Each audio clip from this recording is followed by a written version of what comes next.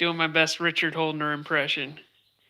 So today we're going to work on my dad's Nova, as well as my Fairmont Station Wagon. So yesterday we went to Beaver Springs Dragway, and we tested the station wagon and the Camaro that you guys saw in today's video. And we tested them out. I drove the station wagon to Beaver Springs, which is about a 100-mile drive. Good afternoon, Hermitred. We got 6 viewers so far. So, nice. So I drove my station wagon to Beaver Springs yesterday, a 100-mile one-way trip and 100 miles back. And one thing that we definitely found out was the 364 gears in the car are just not going to work for the street.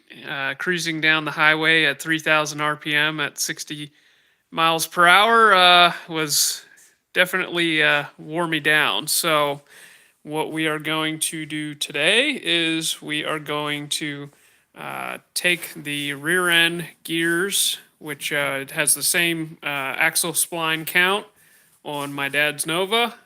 They're 315 gears, and we are going to do a switcheroo into my station wagon. And the reason that we are taking them out of the Nova is because we want to prepare this car for 8th mile racing. So if you guys don't know, we are signed up for the No Name Nationals, which is taking place in Missouri. Sykesville. Yep, Sykesville, Missouri. September 30th and October 1st. It's a really cool event that's being put on by John Wilburn and Dallas Brown. He's the president of AHRA. And they were out at Sykesville yesterday scoping things out. And a lot of excitement building about that event. There's this is an event that's open to creator YouTubers who have 500 subscribers, and it's been neat. They actually have a workshop going on today, and it's exciting to see how much energy is being built around this event that's being prepared for YouTubers, YouTube channel hosts. Yep. So the goal is to take my dad's 74 Nova to the event, and we'd like to see how fast we can make it go in the 8th mile. So in order to do that, we want to install some where's the sticker? There's the sticker. 411 gears, which my dad has. They are brand new in the box. Probably bought it at a flea market for like $0 or. No, I spent money on that. Yeah. $100, brand new. Yeah. I'll start with this. I bought this aluminum center section for my dad for Christmas the one year. 1350 yoke. With a billet yoke. So the goal is to lose some weight with this guy. Hey. Oh, you mean the center? Yeah, I mean the center section. And put 411 gears in it at the same time. So this is a significant weight savings. You could not do what my dad is doing with a iron case. Call me a wimp? Well, maybe Man, if you were Arnold Schwarzenegger or something. But check this thing out. The way this is made, this is different than most center sections.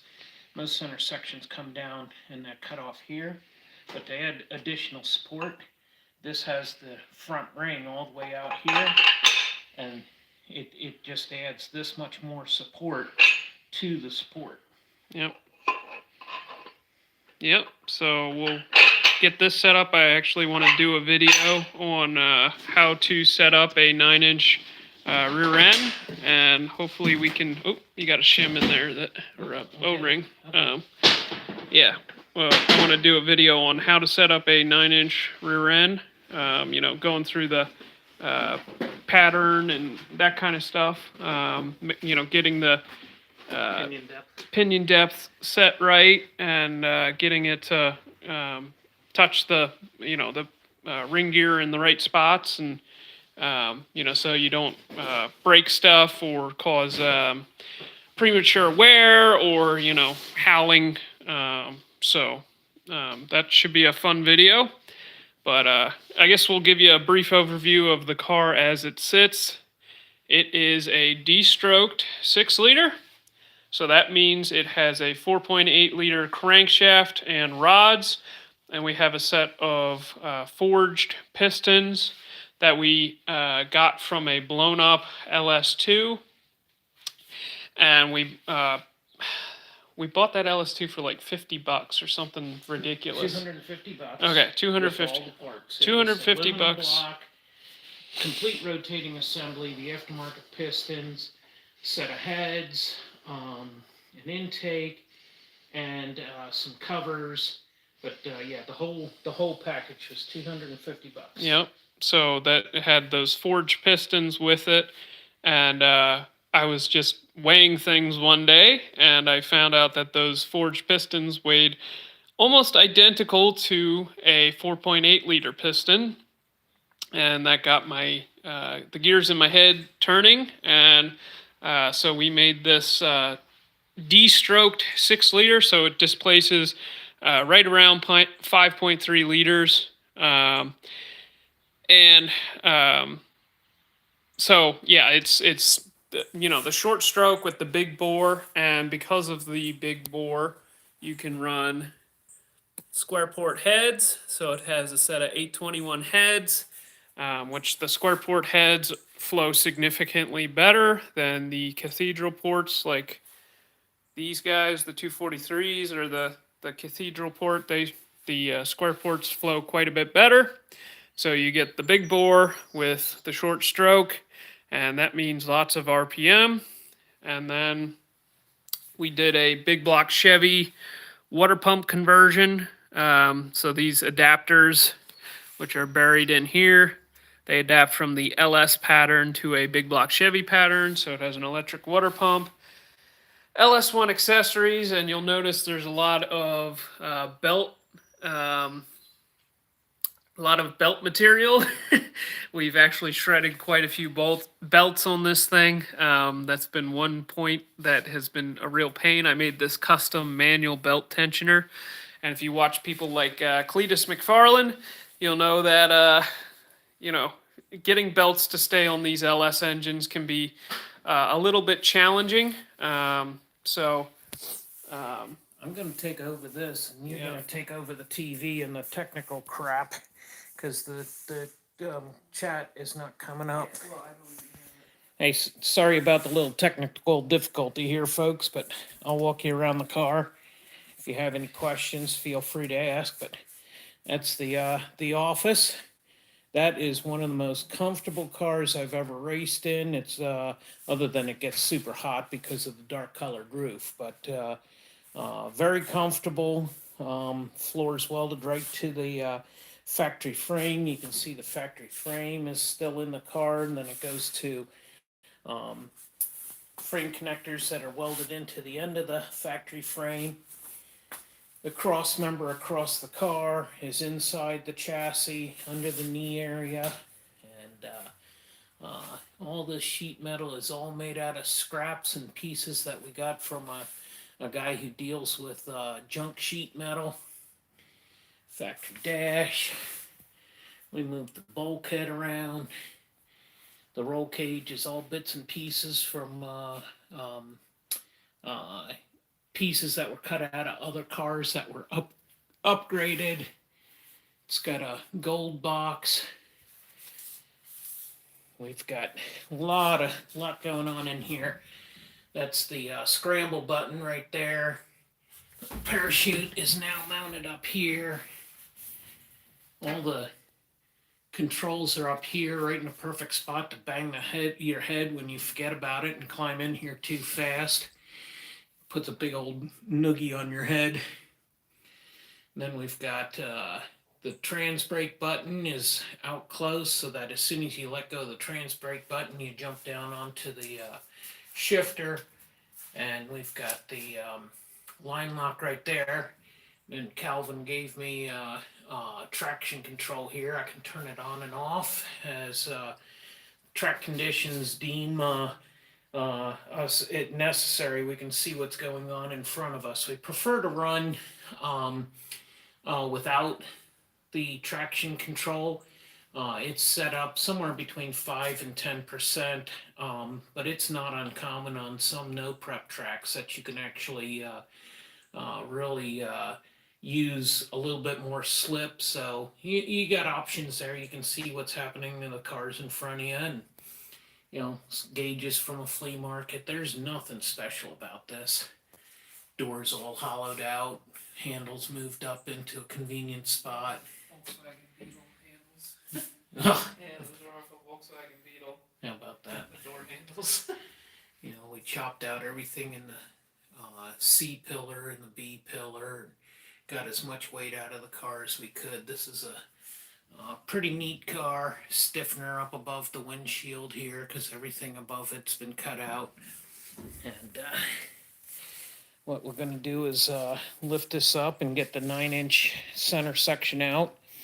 Once again, Junior gets to have the best parts coming out of my car. Oh, woe is me. So, do we have people? Let's see. Yep. It's, Matthew Chevalier says, would love to see Calvin get his hands on a water jet or a laser cutter. Yeah, that would be pretty sweet. Giddy up. Yeah, we'll probably be into some sort of CNC milling machine or something before that, but just because those are pretty expensive. But Ready to get to work here? yeah, All right. Just, yeah. One other thing to go over, 78, 75 turbos, twin 50 millimeter wastegates, a square port Victor Jr. intake. These are actually pretty good performing intakes on the square port engines. And CX Racing intercooler. And yeah, so it's pretty basic, lots of Chinese junk, but the car works well, so. Did you tell them how much horsepower it made on the dyno? Oh yeah, the car made 1,010 wheel horsepower on the dyno, and the best time on the car is an 862 at 161. Yeah. It's, that's with the boost turned down. We did not turn it up. We've still got a lot of sorting to do on the car to run that kind of power, because the previous power level was in the 800s, and now with 1,000, we want to creep up on that. So it was, last time we had it out, it ran the 862, 161, and the car was moving around pretty good, but the track temperature had only warmed up to 48 or 47 degrees, and it made for a you had to pay attention to what you're doing. Yeah, if you guys are interested, we have videos on all that stuff on the channel. It's about a year ago is the time frame you should look for. Yep. Yeah, just look for the thumbnail. You'll see the car in the thumbnail, and we got videos on all that. Don't watch them now. Make sure you stay on the live stream. But the cam was a free camshaft that we got. A guy sold us a bunch of parts from down in Baltimore. Baltimore, yeah. He was so sick and tired of dealing with LS stuff. I went down there to buy one part, and I paid him for it. Yeah. And the next thing I know, he was just pulling everything out of his garage that was LS related out and gave it to us. And this is a 612 or 611. Yeah, it's a 613. 613 lift cam. We've got all the specs on it, but it's not that radical. This thing, idles. It's pretty radical. I mean, it's more of a higher. The small block has 744 lift. Well, that's radical. Okay. Well, for an LS, it's pretty radical.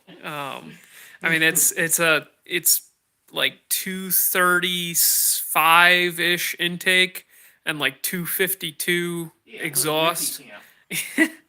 Well, I would call that aggressive, but it's more of a higher effort, naturally aspirated style cam. The lobe separation angle is pretty tight, so it's not really what I would choose to run on a turbo setup. But being that the turbines on this particular combo are so large, there's not a ton of back pressure, and because of that, the boost to back pressure ratio, the pressure, across the cylinder head is actually probably closer to a naturally aspirated combo. If you think about a naturally aspirated combo, it has atmospheric pressure here and atmospheric pressure here, assuming your exhaust is big enough. And because of that, they can give a little bit of overlap between the two sides and use the scavenging of the exhaust to help draw in air. And that may be why it works so well. But I would probably shoot for something with a little bit wider lobe separation angle for the RPM that we're running as well. But it's what we had, and we had the springs and everything to make it all work. So in the engine, it went. Yeah, the springs are free too. Yep. Yeah, the springs were free from a friend, and yep. So Yeah, once we start seeing what the conditions are, we'll be able to whip this thing up anywhere from, you know, at 1,000 horsepower at the back tires, you're talking over 1,100 horsepower. So, its current last run, we were at just short of 700, I think it was, when we ran the 860 at 161, and we were just doing runs to get converter slips so that we could figure out the gear ratio. So we took the 315s out of Calvin's car. They were originally in there. Put them in this. We were going to try and run a 7. And now, before we even get a chance to do that, we're actually taking them out and putting them back in because of how miserable the ride was yesterday. It was a great day. If you ever go to Beaver Springs, that's a track that feels like home. Just pulling in the driveway, it just felt like coming home. yeah, it's And Mike and Mikey do a wonderful job. But it's 100 miles, and this event that we got coming up a month from now is basically a 1,000-mile ride with 4 racetracks that we got to go to. So we got a couple comments. yeah. If you want. So Darren Lombard says, "What kind of stands is that behind your dad?" They're just Harbor Freight. I think they're what are they meant for?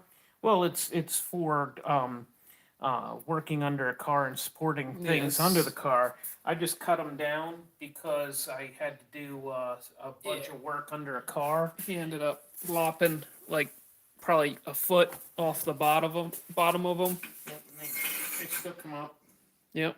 So Yeah, we have a little bit shorter lift than what is typical. So yeah, the barn that we're working in is 102 years old, and we took out the second floor so that the car can go up in between. We left that to be a mezzanine.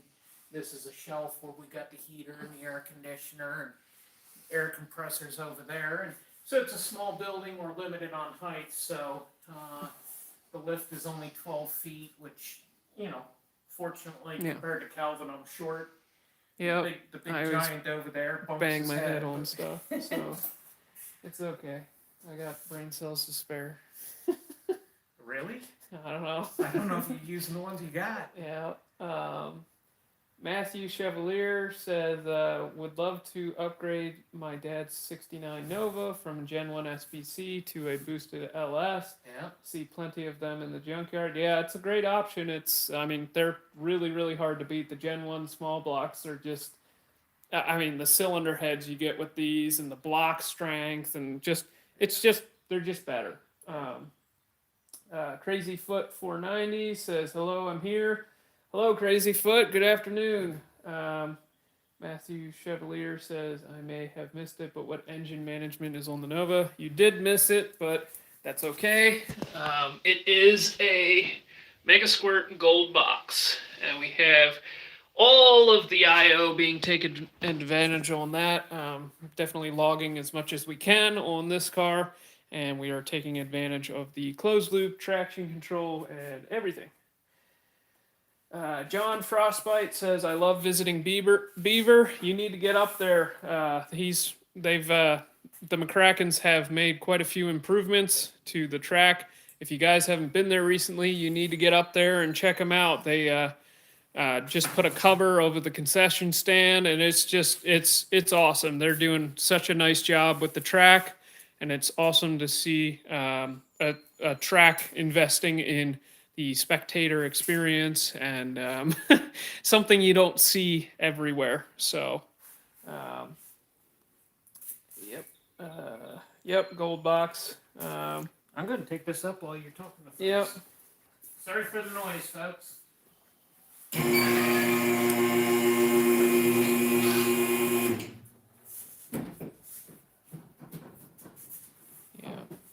I think Matthew asked earlier, has anybody ever put a 4200 in a 4th gen Camaro? Not that I'm aware of, but it would certainly be a good candidate for it. They have a very extreme engine setback, if you can call it that, on their cars from the factory. So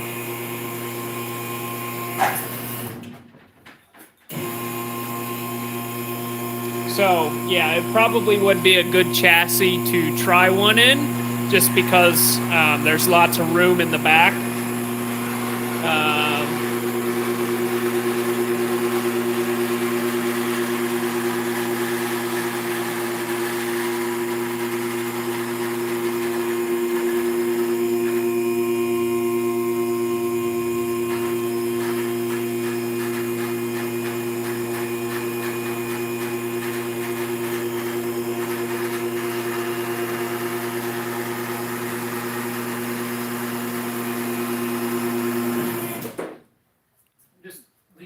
Here, let you give a tour, and Okay. then I'll bring it down so Yep. I can reach it. Let me just okay, Crazy Foot says, I want to turbo my 05 4200, make it a sleeper. That would be very cool. They're definitely a challenging chassis to work on, and that's why we probably won't ever do one. But I definitely applaud anybody who wants to be different there, and that would be one heck of a sleeper.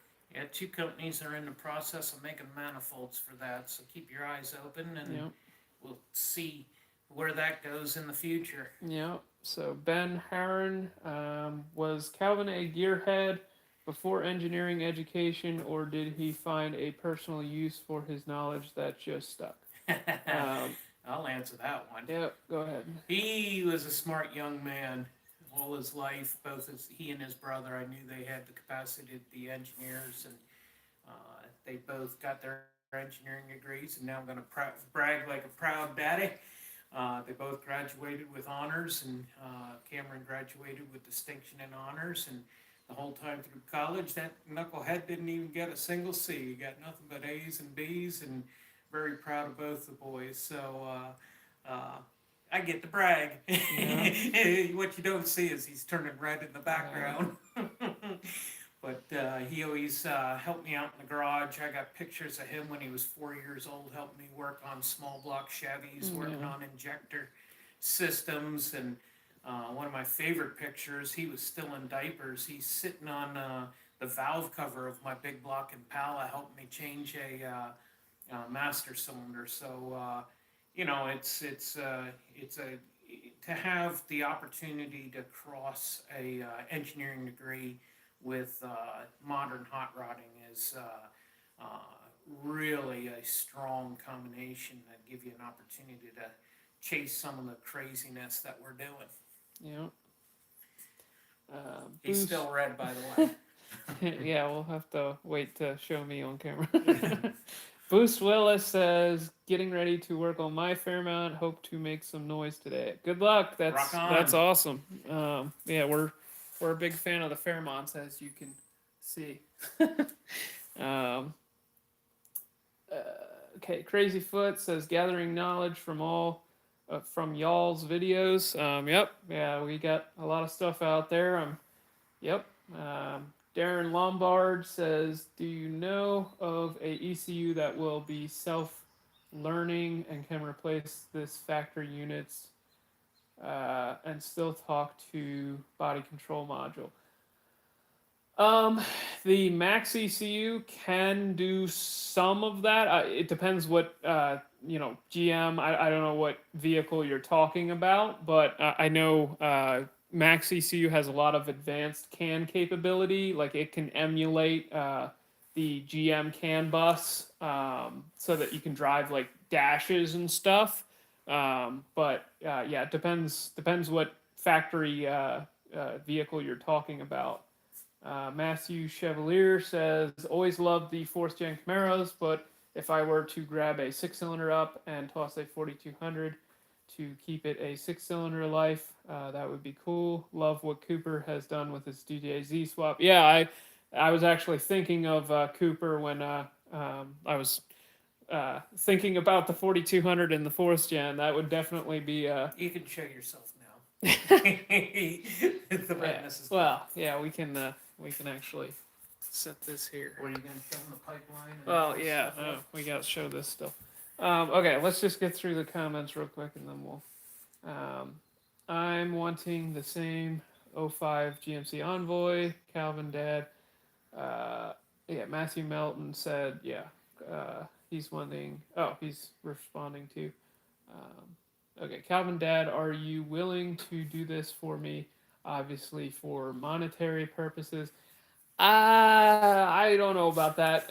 Like I said, they're a challenging chassis to work on. We'll talk about it. But yeah, it would. You could get a ton of hours wrapped up into it. I mean, we actually, I have one.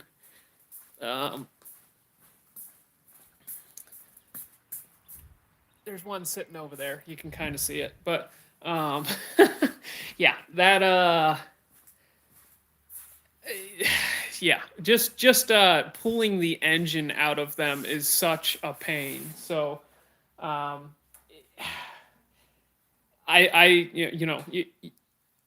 you have to, in our business, you have to charge people, an hourly rate for stuff, and I can imagine that would turn into a lot of hours, and yeah, don't know how else to say it other than that would get expensive. Matthew Chevalier says, love dad stories.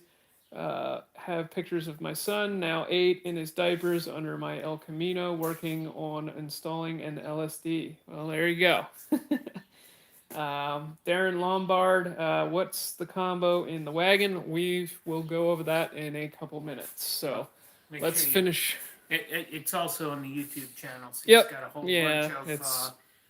If you go to the channel, there's videos on both this car and that car, giving a lot of the details. And there, this one, it shows the day that we went 8s with it, and then he has a follow-up video that's about 6 months old that shows an overview, and then I think the overview for the wagon is a month old. Yeah. And so part of the reason that this car's in the air to pull the rear end out is Calvin ran 978 at 137 yesterday with relatively low boost. He didn't have it cranked up. We were basically road testing it. He drove 100 miles to Beaver, swapped the slicks, tried to stay completely isolated from the trailer, and ended up needing one tool. I was there with the trailer and crap marrow. You'll see a video. Well, this morning's video showed some of the trials we've gone through with that. And then coming back, when you're around a lot of noise and a lot of vibration and that kind of stuff, it wears you down over time. So after we got home, we talked about pulling the 315s out of this, put it into that. And is it next week's video going to be the drag? next week video, you're going to see much more of what we just talked about in detail. We're hoping to make it back up to the drag strip next week. We don't know which 2 cars, but yesterday we took Crap Marrow and the wagon. Yep. So underneath Nova, what you will notice right off the bat is our Champ pans. It is a 10-quart oil pan. So one of the challenges with an LS is oil control, and if you just stick a really big sump on it that has good oil control, you kind of don't have to worry about that as much. You know, a lot of the oil gets trapped up in the cylinder heads, and so if you just put enough in here that it can get trapped up there, who cares? That's one way to deal with the problem. Obviously, that will run out at some point, but if you're only doing a quarter-mile run, this is more than adequate. Obviously, we've done as much work as we can to aid the oil drain back as much as we can, but these are a great option for guys that are looking to do LS stuff, but And they're higher than the cross member for those of us who like to drag the bumper. yeah, they're fairly low profile, but the problem is they don't fit into a lot of chassis. Obviously, you can see that encompasses a lot of the length of the engine, but it's a really cheap pan for what you get. And it has all kinds of trapdoors and stuff in here to keep the oil centered around the pickup tube. So this is a great option.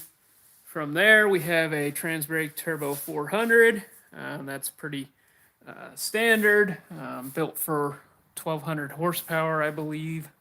And then we got a big beefy drive shaft.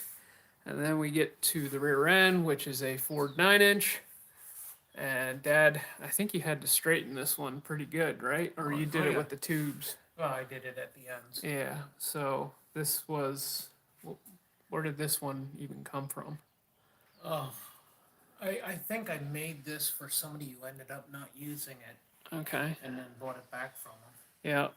So, nodular iron case, which we talked about earlier, we're going to convert to a aluminum case, and that's to lose some weight. Pipeline for the fuel system. So the other part here is there is a gigantic fuel line for the amount of horsepower that we're running. It's nice to have no line losses when you're pumping your fuel from the back to the front. So yeah, it was a $50 car. And we got it for $50 because the firewall was hacked out of it. And we just kind of finished the job. The floors were a train wreck as well.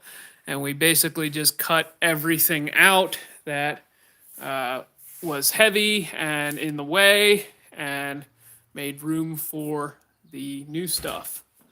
So here you can also see the pockets.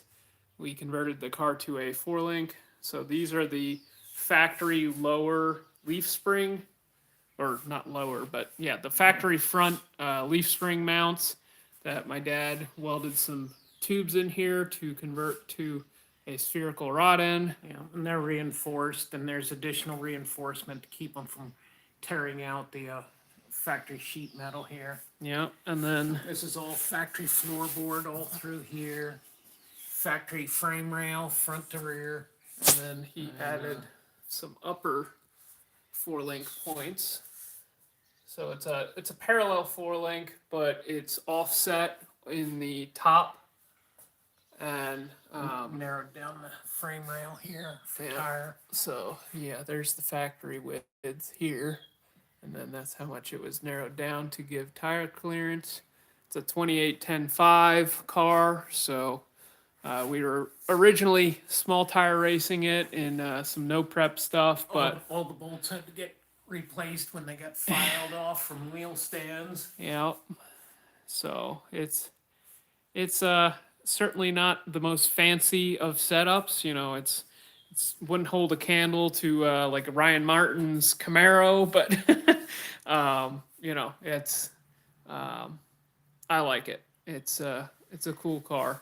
The car's not an 1/8 mile specific car. You're a 1/4 mile car and you are carrying a lot of weight. This car's 2,800 pounds. You need the extra gear. If once you get high enough horsepower or you're only 1/8 mile racing, that's when you need to look at paraglides. But you know, the breakover point is closer to 2,300 pounds. Lots of big high horsepower cars get away with them, but we wanted to limit how much gear reduction we had, between shifts, and having more gears keeps the RPM range tighter, which lowers the risk of bending the connecting rods. That was, Yeah. Matthew had asked, why the 400 instead of Paraglide. Yep. And clean setup, ballpark figure, what would you say you have into it? Well, we've got around $5,400 in the whole car. This was originally started as a challenge car, but when the challenge got canceled in 2018, we immediately started putting money into it. The brakes were a big cost adder, but they were only $250. We bought them second hand. The clearance, no, the clearance rack. That's Oh, that's where those ones. Okay. yeah. We if you guys, that it's a shame it doesn't exist anymore. But the clearance rack at the Summit Racing headquarters, well, they still have it in Texas. I should say they still have it in Texas. But yeah, the clearance rack at Summit, that's been one of our favorite stops. But Yeah. Well, we love to share the info. We, one of the frustrations that we had with getting started with the LS stuff is you get onto some of these message boards and everybody's a genius and tells you that they could have told you what you finally discovered. But when you ask the question before the fact, everybody's either tight-lipped or doesn't know anything. But as soon as you tell them something, they're all, I could have told you that. Well, what we have always been committed to is we don't want people to spend money needlessly. We don't want people to go through the same heartache that we've gone through. Is it embarrassing or discouraging at times when you have to admit to things that failed? Absolutely. But, even aftermarket brand new parts have limitations that you need to be aware of, and you can't assume that they're direct bolt-ons without doing due diligence. What does new stand for? Yeah, new stands for never ever worked. What are your thoughts on modular Ford stuff? They've come a long way. There's a lot of fast ones. Most of the guys that we know that run them go through engines very fast. It depends upon the power level that you want. Can you get an extraordinary amount of power out of them? Yes. But if you're going for the highest levels, you're gonna go through parts. You're gonna wish you owned a Chevy. And you want to talk about secretive? Yeah, you want to talk about secretive too. Yeah, it's we've have some of the fastest modular stuff. That's it gets built right here in our town and shipped all over the world. So we're familiar with some of the heartaches that some of the Ford owners, the modular Ford guys go through. It's really neat, the commitment to that powertrain and that power plant that the guys have. We love watching that. What's that white Ford truck? He went 200. Oh my gosh. Johnny Light. No. I wish I could think of his name. They are committed. They are committed at a tremendous level. But for us, we have stayed with the GM drivetrains. We're not polarized against the other brands. Actually, I'm a big fan of all manufacturers, foreign and domestic. I just, if the money's coming out of my pocket, it's a lot easier to build the GM stuff. I want to go fast. We all want to go fast. Message board forum. There are people. Watch out. Yep, absolutely. A lot of keyboard warriors. A lot of people are very critical of us because we are transparent. We share the trials that we go through. If you go back into the video series, you can see that we've gone through a lot of heartache figuring out how to make these things reliable. We, go to races that are 1,000 miles from here. When we go to the land speed effort, that's 2,000-mile round trip, and the entry fee is $500. You don't want to have your junk breaking there. You want to have all your heartaches behind you and be confident that your stuff's going to run. So appreciate your comment about opening up the information. You need to put a 1977 turbo encabulator in it. I don't know what that is. Never even heard of such a thing. Yeah. Turbo encabulator is the best tranny ever built. Okay. I would have never known. Yep. That was the guys back in 2000s that made 2000. Ripped apart on the forum. Yep. Yeah. It's you know, what they learned through their trials and tribulations. You know, we're very fortunate. We have a lot of friends who are committed to helping us out. And one of our friends, Matt, oh goodness, I'm brain dead today. The sloppy mechanic. Apple. You know, he helped take things further with learning the timing secret on keeping these things alive. So Yeah, sharing it with everybody. yep. But shared knowledge is how it's. We believe in raising all the ships in the harbor, not trying to make our island more prestigious or better. We'd rather see all the ships in the sea float to the top with us. So shared knowledge is a good thing. So we are close to getting working, and we will continue to look over at the screen here. We've been trying to upgrade the whole experience for everybody as time has gone on. We've brought a cable out to the shop, and Calvin's been investing in microphones and cameras and that kind of stuff. Barely. Okay. You could just drag it sideways and make it big. There you go.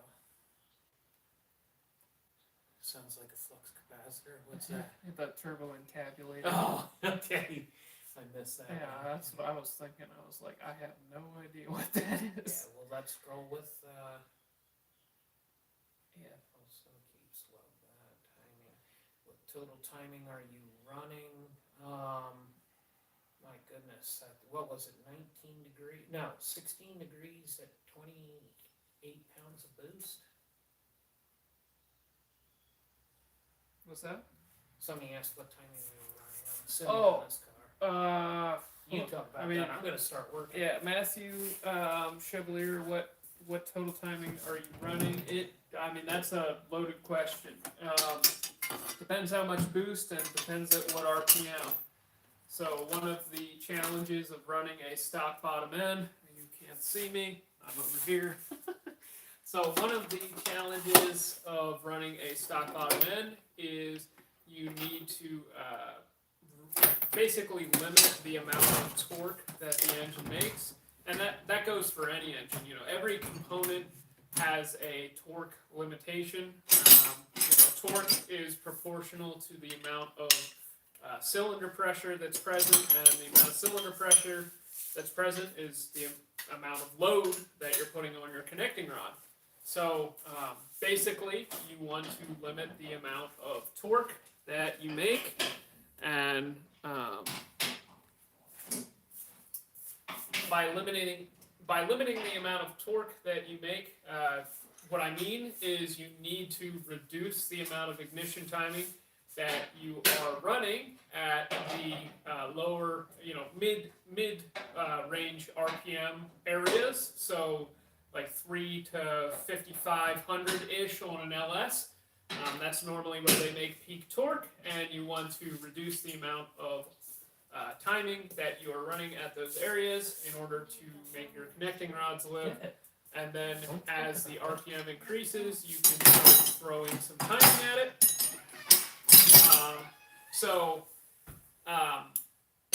At 30 pounds of boost, I think we were running around 14 degrees of timing at high RPM. I need to bring this down so I can reach. So, hopefully that answers your question.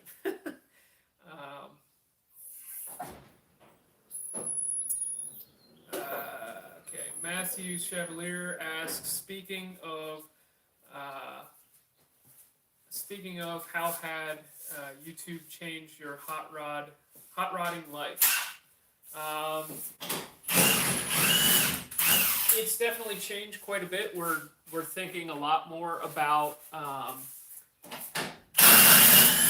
how to make stuff, how to film stuff at the same time as trying to get work done. So that can be pretty challenging because a lot of times the camera will slow you down and you won't get work done as quickly as you would like.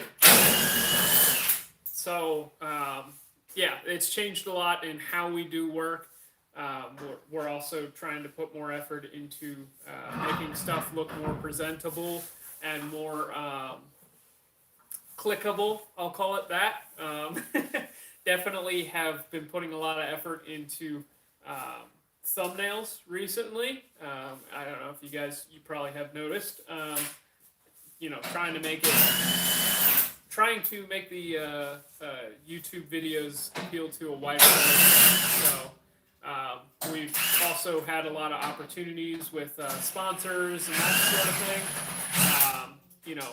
That's been a huge plus. So that's how it's changed. Ben Heron says, hey, I'm gonna interrupt. We've had the privilege of a few folks joining the channel as members. Last live stream that we had, Calvin was a little too uncomfortable talking about it. Guys are starting to come and join the channel and help us out financially. Calvin's invested an extreme amount of money into improving the whole video process, which has taken away from us being able to do some of the racing that we want to do. But now that we're starting to get back on our feet, it's becoming more easy in that respect to put on a more presentable program. Yep. Hated to interrupt you there, but I know you don't like to plug your own channel. Yeah. Okay, Ben Heron says, watch the factory computers. They pull timing on shift and ramp it back in. That's your That's your secret sauce, fellas. Yeah, it depends what factory ECU you're talking about. But yeah, some of them do that. Chris, Carol, Aloha. Can't hear you guys. Okay.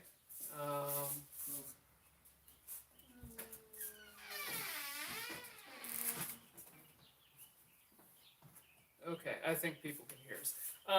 Yeah, sorry about the mic quality. I mean, when the lift is going, it's kind of hard to talk over the lift, but what I want to do in the future for our live streams is I'd like to set up. So right now, you guys are being streamed to from my cell phone, and in the future, what I'm going to look at doing is I'm going to try and set up my DSLR camera on a tripod and try to stream from that, and then I want to hook up lav mics so that you guys can hear us a little bit better. But everything takes time. As we do more and more of these, I hope to improve the quality for you guys, just like we've been improving the video quality. I'm sorry if you can't hear me, but doing my best. Okay. Chris, aloha. Is he from Ohio? Sorry. Hawaii. Hawaii. I don't know. Are you from Hawaii, Chris? Okay. I live in Florida.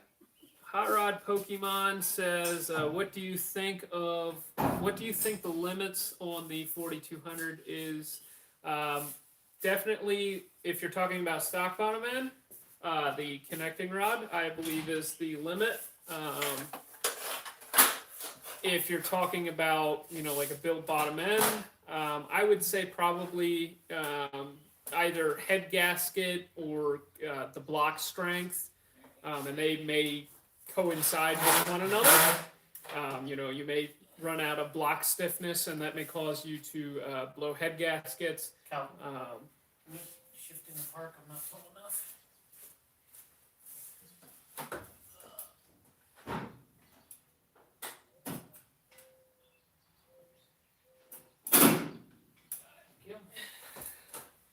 Okay.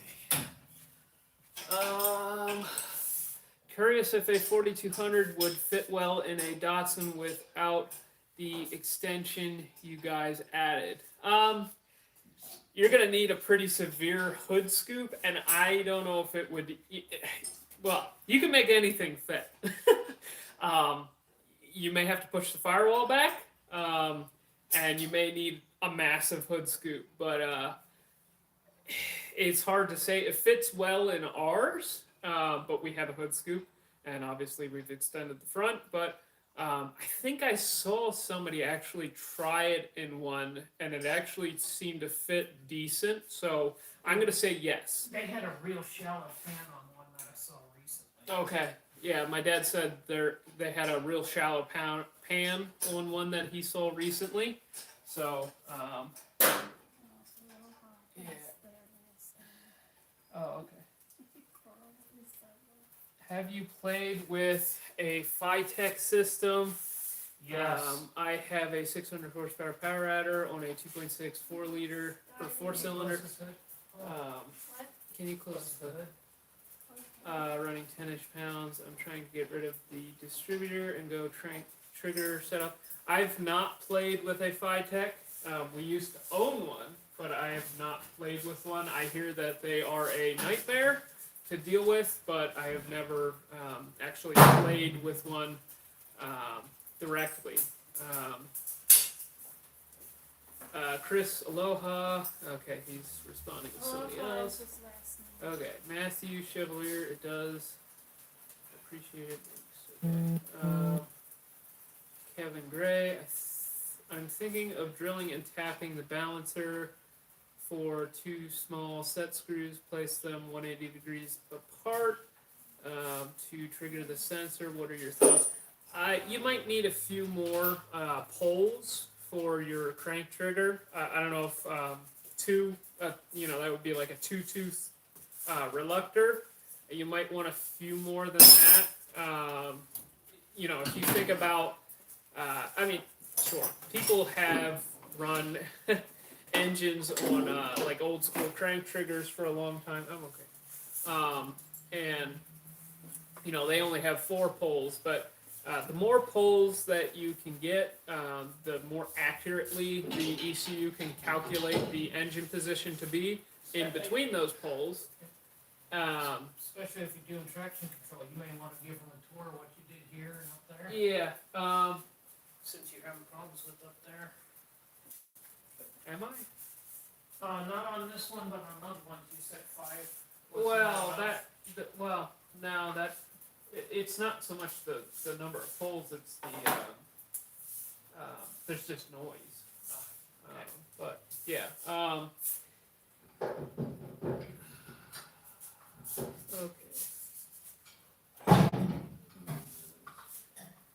Hot Rod Pokemon says, love the Hot Rod short. Thanks. I put a lot of time into that. That's actually a cut down version of the intro to the Datsun video. It's actually was my dad's idea. Was the car's been in Hot Rod magazine. It won the Reader's Rides quickest for cheapest in America, which I probably should have talked about in the video, but I forgot to mention. That's why it was in Hot Rod magazine. That was 2006. It won the contest 2007, was published 2008. Yep. So my dad has a jacket from Hot Rod, which, if you guys aren't familiar, receiving a jacket from Hot Rod is a pretty big deal. They don't just hand out jackets willy-nilly. Like, if you have a jacket from Hot Rod, like, you did something.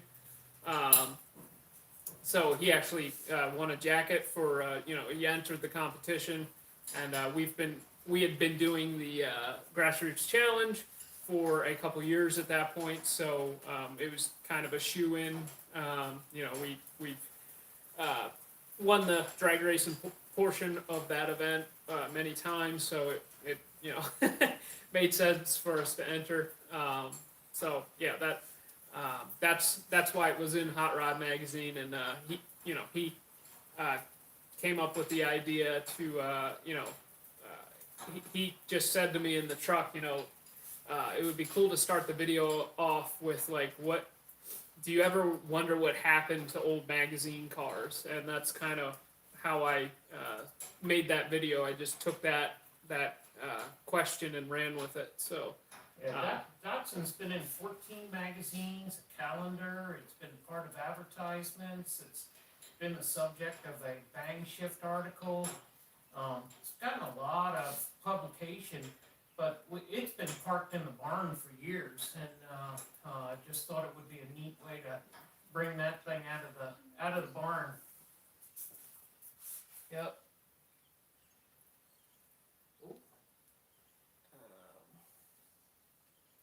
Freedom Factory. We would love to get down to the Freedom Factory. Yep. So Patrick Burke says, appreciate the effort. Yeah, no problem.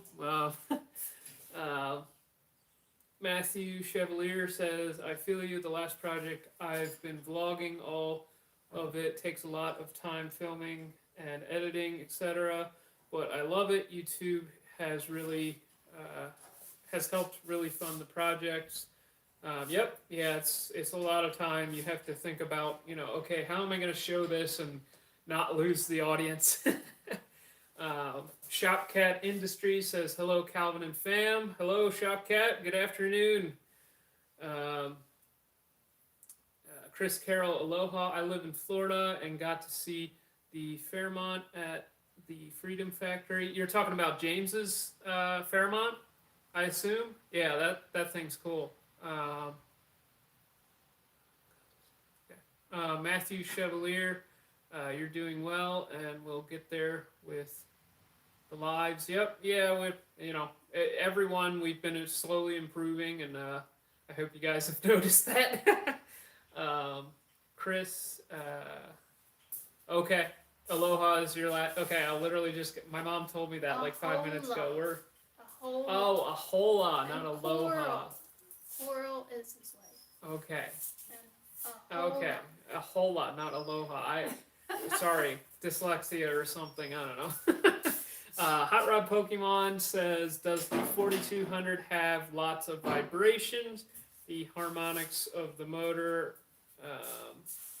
Yes, it has a 4-inch stroke. So as people who are into inline sixes know, they don't have any primary vibrations, meaning all the primary forces are balanced, but they do have a third order imbalance issue apparently. We haven't, BHJ makes dampers to help tune that vibration out, but we have bought them just because they're SFI, and you gotta have SFI for drag racing stuff.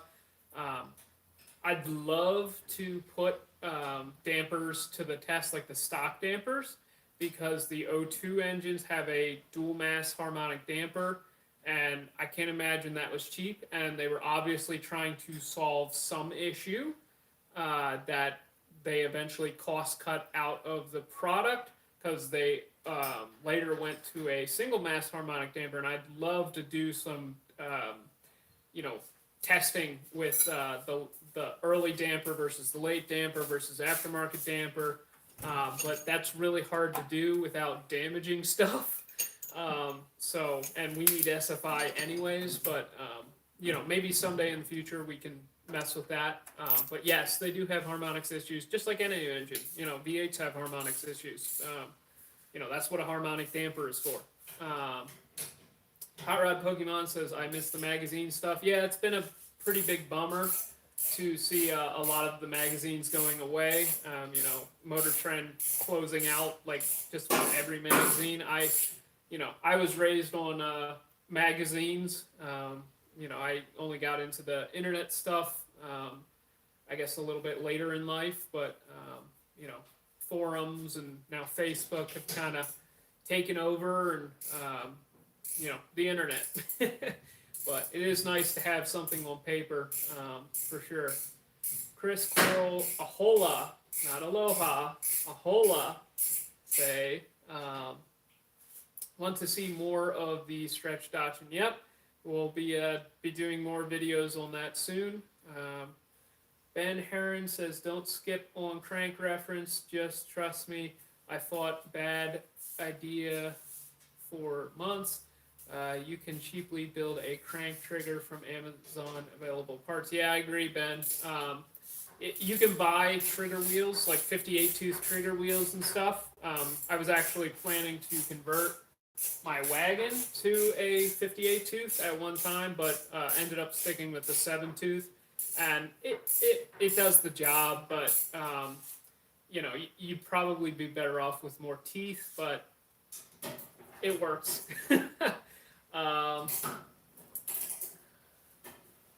Chris Carroll Ohola says sound is better. I can hear pops now. Okay, I didn't do anything, but good to hear. Yep.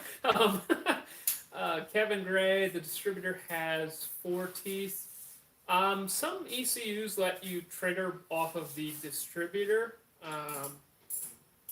Wasted spark works fine. I mean, we've run wasted spark to lots of horsepower, so nothing wrong with that. Matthew Chevalier, that's awesome, guys. Hats off to the feature and continuing to push your products. Thanks. Yeah, it's a big deal to be in Hot Rod Magazine. That's something a lot of people only dream about. So to have been, to have been in it multiple times. Yeah, we've been in 13 issues and 7 different cars or 8 different cars. It's you can't describe the sense of satisfaction. I've been a Hot Rod Magazine subscriber for 45 years, and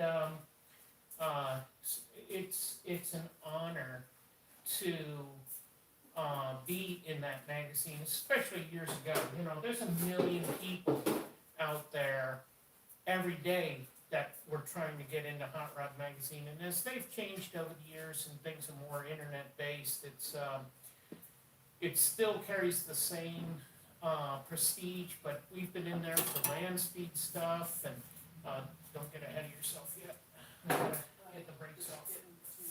Cool. Okay. But yeah, we've been in there for Rodding at Random. Our Volkswagen Bug was in there. We've had our Studebaker in there. We've had a Henry J in there. Another Studebaker. One of our old Novas was in there, and what an honor to be, have been in there a total of 13 times, and then the Datsun having won its quickest for cheapest in America, and being listed on that group of 25 home-built hot rod builders in a special issue was what a special honor. Okay. Haroon. Ben Haroon says, oh yes, it's Haroon. Really weird last name to pronounce. Okay, that's, yes, that is weird. We know people that can mess up Nelson. Yeah. Kevin Gray, you have no way to program the input of the trigger. It is the same as an MSD trigger or an HEI. Okay. Oh, with the Phi-Tech. Yeah. The Phi-Tech, yeah. Yeah, that's definitely very limiting. Matthew Chevalier says, "Hi, Mom." Hi, everyone. Shopcat Industries says Ben Haroon. My name is Veril Vriens. I feel you. Okay. So tell me how I did. Chris and Carol Ahola. I had a sub to Hot Rod VWs for over a decade. Yep. Yeah, I've seen that magazine before. They were going to do flicker on the Bug at one time. Oh, okay. Yeah, we used to have 2 V8 powered Volkswagen Beetles, and I guess they were planning to do a feature on the Black Bug, I assume. Yep. Hey, honey, can you clean this? Because we're going to save this oil and spray it in. Ben Haroon says Calvin is an evil genius. I'm not evil, but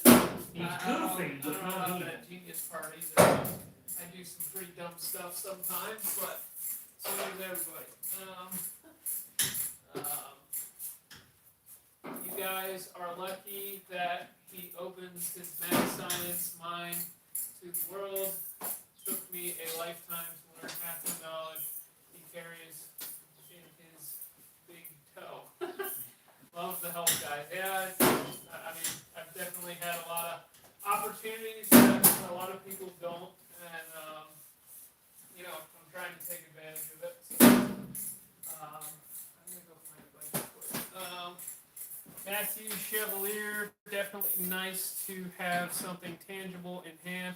Even forums are kind of out the door with YouTube, Instagram, TikTok, as my kids are currently making TikTok videos. Yeah, I know how you feel. It's yeah, the TikTok stuff, I haven't quite got on board with that. There's some funny stuff on there, but I end up like sitting on there and I watch like a few videos and it's just like, this is wasting my time. This is wasting way too much of my time, and I end up turning it off because it's normally they don't go in depth on stuff enough for it to be of any substantial value. So I, you know, I'm not gonna lie, I've looked at the TikTok stuff before, but it's just it ends up going to a place where it's just like, okay, you only have a minute to describe something. Like, how are you gonna show me anything meaningful? Kevin Gray, he says it's not about the cost of the crank trigger, it's about what PCM wants to see. The FiTech is not like a Megasquirt or any other system. Yep, yeah, that's, I mean, FiTech was built to compete with Holley before they came out with the Sniper line, and you know, they were trying to make it as cheap as possible so that, you know, shows on the software side. Hot Rod Pokemon, did you catch 405 video distributor for dummies? I think it's cool how he's doing the cam trigger on the cap by breaking teeth off or leaving one for the cam timing. Yeah, I was, I haven't watched that video yet, but I was gonna check it out. I haven't caught it yet, so.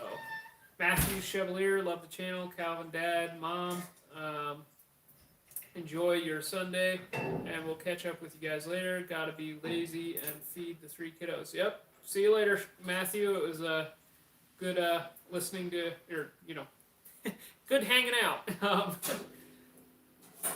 Ben Haroon says TikTok is the Walmart of DIY channels. I agree.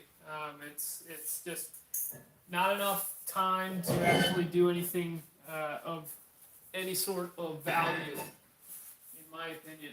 Do you have a box for like bolts and stuff? I'm just setting them in a pile right here.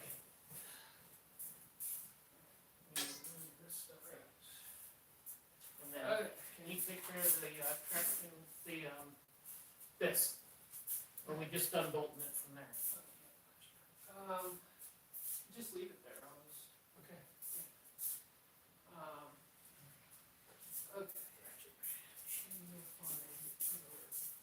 TikTok, yeah, Is AIDS. yeah.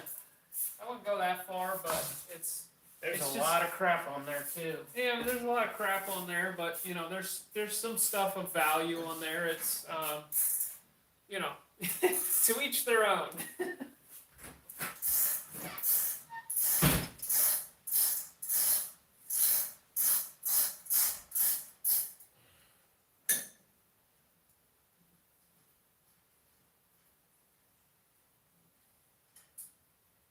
Alright. Calvin's out of the picture. For you guys who'd like to help support the channel, if you go to the main screen next to where it says subscribe, you would push the join button, and there's some options on there. Mom's looking for one.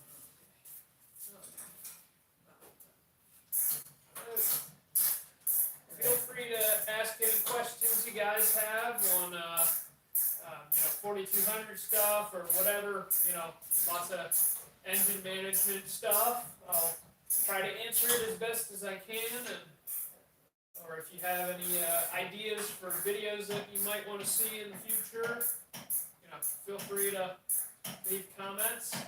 For those of you that tuned in and missed the beginning of the video, what we're doing today is we are taking the gears out of my dad's 74 Nova, and we are going to put them into my station wagon, which we took racing yesterday at Beaver Springs Dragway, and I actually drove it there and back, and one of my conclusions from the drive was it would be nice to go down the highway at a lower RPM, so a good way to do that is to change the gears. You got a question about the Max ECU? Yep, so Ben Haroon says, Calvin, you did a Max ECU promo video and really pumped them up. I run a Megasquirt 3 Ultimate Pro and noticed some of the features you mentioned were unique to the Max ECU Megasquirt already has. Thoughts? Okay. Some of the features you mentioned were unique to the. Yeah, you'd have to be more specific. I'm not sure what features I may have said were unique. I may have just been saying that this is a feature that Max ECU has. Or maybe I'm just not aware. I know the MS3 Pro ECUs have a bit more capability than like the gold boxes, as I've come to find out. I thought they were literally identical. But yeah, there may be some stuff on the Pro that is not on the gold box, and I may have been mistaken. So, yeah, if that is the case, I'm sorry.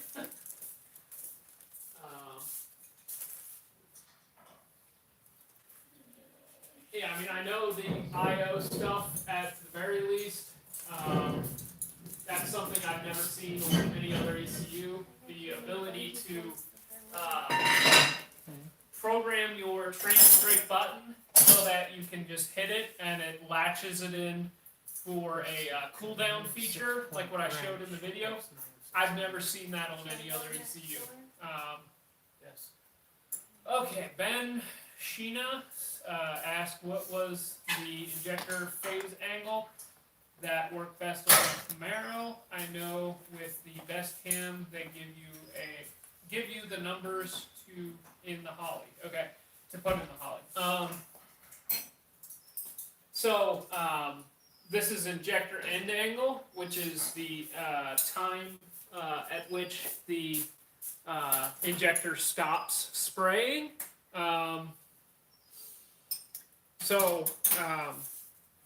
The numbers that worked best were 220 degrees before top dead center. So Holly uses a different scale. One plus and minus is backwards on the Holly. So I believe they base it off of bottom dead center of the intake stroke. That it's a little different. The number you get from the Holly, you have to convert to the Megasquirt scale. I believe they say a positive number would be after bottom dead center, and a negative number would be before bottom dead center. So you have to do a little bit of math there. But yeah, it was 220 degrees before top dead center, which is basically just as it's starting to come up on the compression stroke.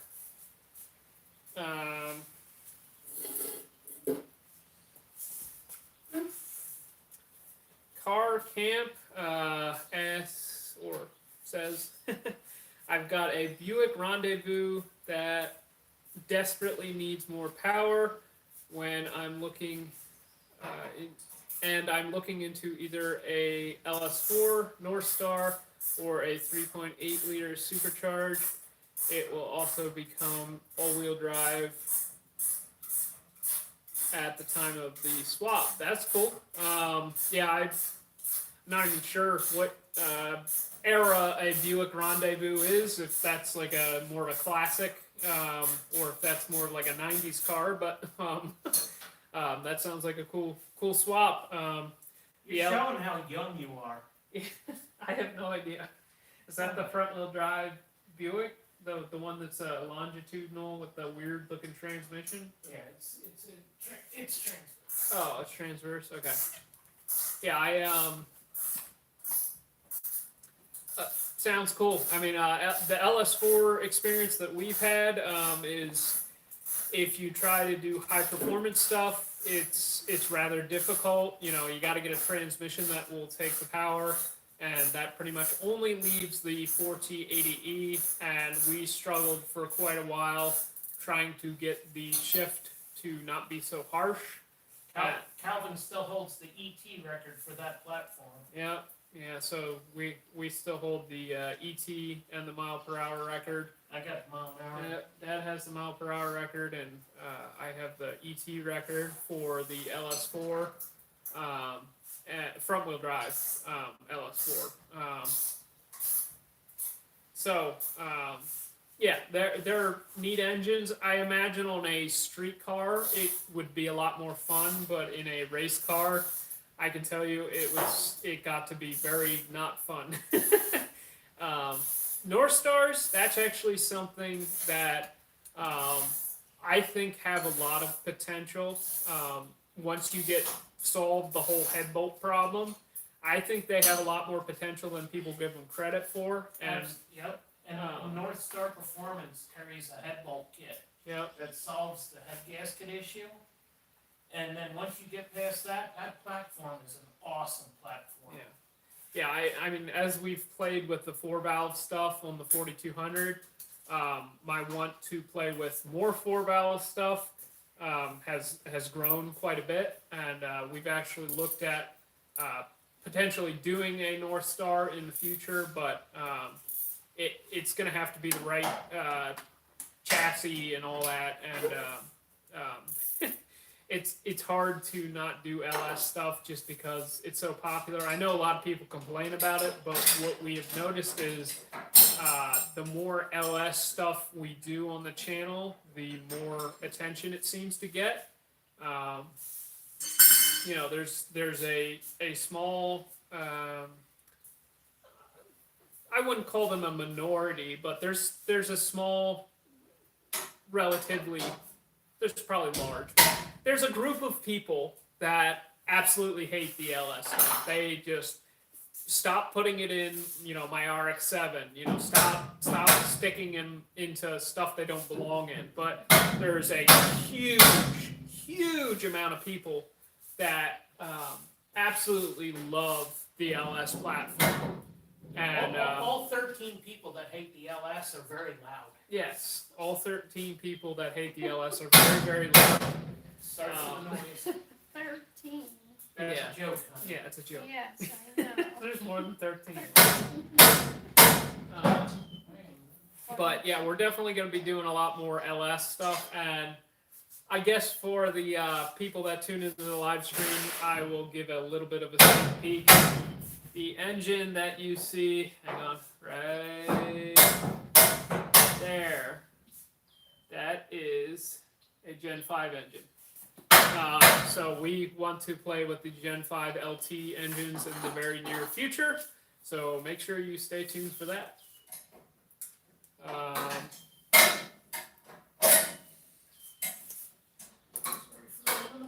Gene Long says, just wanted to say thank you for the videos you and your family produce. Wish you the best of luck from Texas. Hello. Where's everybody from? Yeah, where's everybody from? Yeah, good to hear we got a wide audience. You're welcome. It's a lot of work. Last stream we had people coming from Poland. Yeah, we had people from Poland the last live stream. So it's always fun to hear where everybody's from. But yeah, you're welcome. It's don't know what else to say. It's thanks for watching. Ben Haroon says, what is your next move on the 4200 heads intake?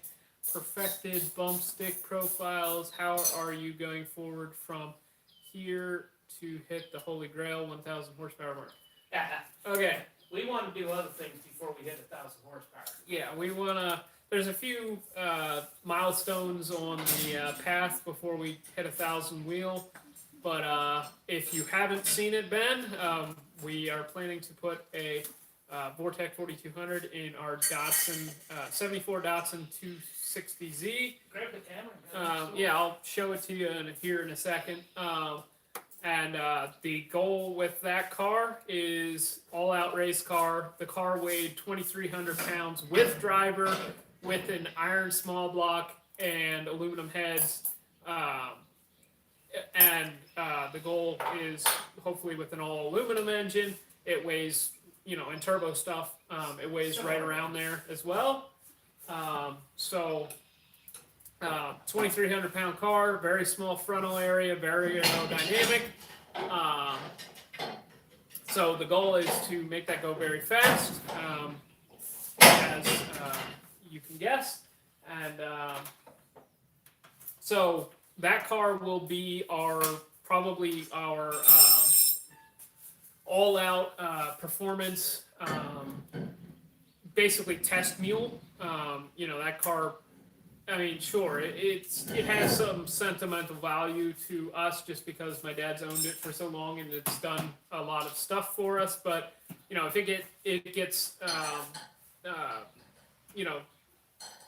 it gets wrecked or damaged to the point where it's no longer salvageable, they made a lot more of them. It's obviously It's not a Studebaker. yeah. I mean, it's not a Studebaker. I mean, obviously that's not the goal. We're not trying to wreck stuff, but you have to think about that. You got to be willing to, light the thing on fire, as my dad says sometimes. If you are not willing to light the thing on fire and walk away, and you shouldn't be racing it. So, okay. So that'll get the head, the ported head that we had done with Faster Proms. So that will get the ported head from Faster Proms, which has been sitting in my basement for a while. As far as cams, what I want to try first is I want to use those reground cams from Schneider Racing, and I want to use solid lash adjusters.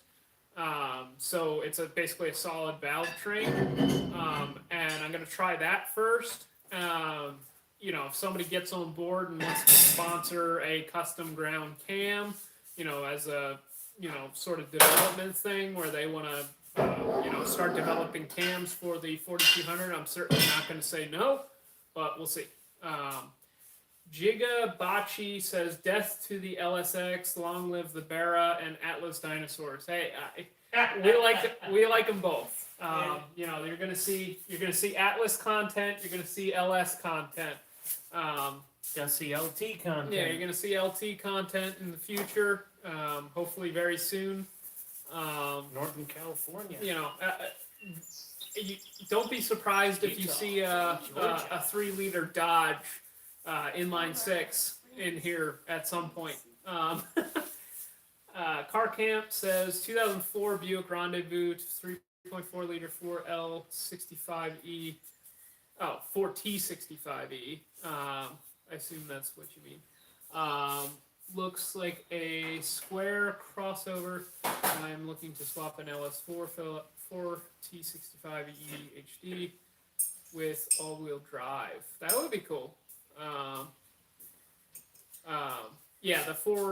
The 4T65, 4L65. I assume you mean 4T65, but those are hard to make last. But guys are starting to figure them out. Yeah, they've come up with a package on what you can do for upgrades on that, and there's guys putting 1,000 horsepower through those things. I know the Ecotech. Like if you buy the Ecotech performance book that has a GM part number, if you buy that book, they actually have a whole section of that book devoted to the front-wheel drive automatic transmissions, which is kind of neat.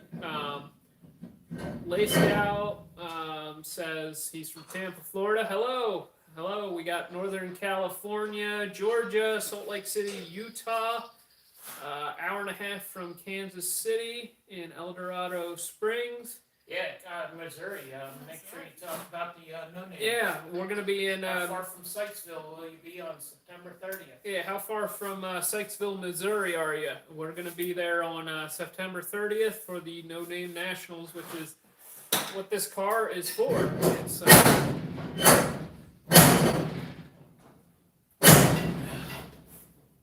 One more. Got it. Sorry. Ben Haroon says, "Your dad is a hoot. I love his cynical sense of humor." Car Camp says, "Oh yeah, he's the guy from Missouri." Jiquez Bryant. Hopefully, I didn't butcher that. I want to put a 4200 in my 71 El Camino. So that's not a G body, is it? No, 71 would be A body. okay. Yeah, that would fit well. That'd be cool. Yeah, that would be very cool. Oh my gosh, that'd be top of the cool list. Yep. Just looking 59 says I'm going to predict the dual small turbos setup is capable of more area under the curve, not necessarily less overall as some would assume. Yeah, it should be able to make just as much everywhere as anything else. It's definitely going to spool faster. I agree with that, but we're just doing it because we have the turbos, and you don't see twin turbo inline six stuff very often. So Yeah, tell them where you won the one and. yeah, we won one of the turbos at the Grassroots Motorsports Challenge last year. So that we're going to put it to use. Giga Bachi says, I see a Stellantis, that's a weird name. I can't believe they called it that. Hurricane 3-liter twin turbo inline six in one of your vehicles in the not so distant future. Yeah, I hope so. I mean, I hope they're. The problem with like Coyote engines and that kind of stuff is they didn't put them in the trucks until like very late in the production. So finding them is very hard. So I hope that these twin turbo 3-liter inline sixes are just everywhere. I hope they're just Who's the manufacturer on that? the new Dodge. Oh yeah, we want to get one of those. Yeah, that's is hot. I talked about it earlier. I was like, don't be surprised if you see one of them in our garage. Yeah, It's I didn't realize that's what they were named. yeah, it's the Hurricane. The Hurricane Oh, 3-liter. it's even got a cool name. Yeah, well, if you don't use the code name, the Stellantins, I don't even know how to pronounce that. But yeah, They're running out of cool names when they took Godzilla for yeah, 7.3. yeah. But yeah, I'm looking forward to them. I hope they're just like in literally everything. I mean, obviously, seeing the Hemi go away is kind of a bummer, but hopefully we can make the most. Hopefully we can make the most of these new 3-liters. Yeah, but no. Yeah, let's get Doesn't it have little shelf things? No. I'll get it right here. Let me go get a proper. Cool. All right. Where's So your head? I gotta start getting work done. Where's your head? I know I'm tall and dead short, so Yeah, I got a did. duck and he's gotta get on his tiptoes. It's not that bad. Right? Oh, he just puts it at his height, and then I have to hit my head on stuff. Okay, so people asked earlier what the setup on the wagon was, so let's show you guys that. Now that it stopped raining. Yeah, so this is my 81 Ford Fairmont Station Wagon. It has 26,000 miles on it, and it is definitely one of my dream builds. I've always wanted to do a sleeper station wagon build, You want it earthy? it's set up to be as sleeper as possible. We did our best to try and hide the roll cage, but it is certified to an 850 in the quarter mile. We originally built the thing with a twin turbo 6-liter LS, but recently we took that out and we installed a Vortec 4200 with some custom made manifolds, an 80 millimeter turbo, and some custom electronics. And it's definitely capable of some pretty quick times. And yeah, so that's the setup on that. It's one of our one of the builds that we've done on the channel. You guys probably have followed this if you have been following the channel. But yeah, I made the intake manifold from just basically raw material, and we relocated the alternator on this one. I made the exhaust manifold. Design. Yep, I designed this coil mounting bracket to mount smart coils on it. We were seeing some ignition breakup issues at the higher horsepower levels. So, yep. Looks like car camp is 5 hours from Sykeston. Well, if you feel like making the trip, we're definitely looking forward to meeting a lot of you subscribers out there. So, yeah, if you, I'll reiterate, we are planning to go to the No Name Nationals in September. You can just do the safety latch. You don't have to close it the whole way. Just yeah, just click it once. Okay. Yeah, there you go. So this car I've taken on drag week once. We didn't make it very far, but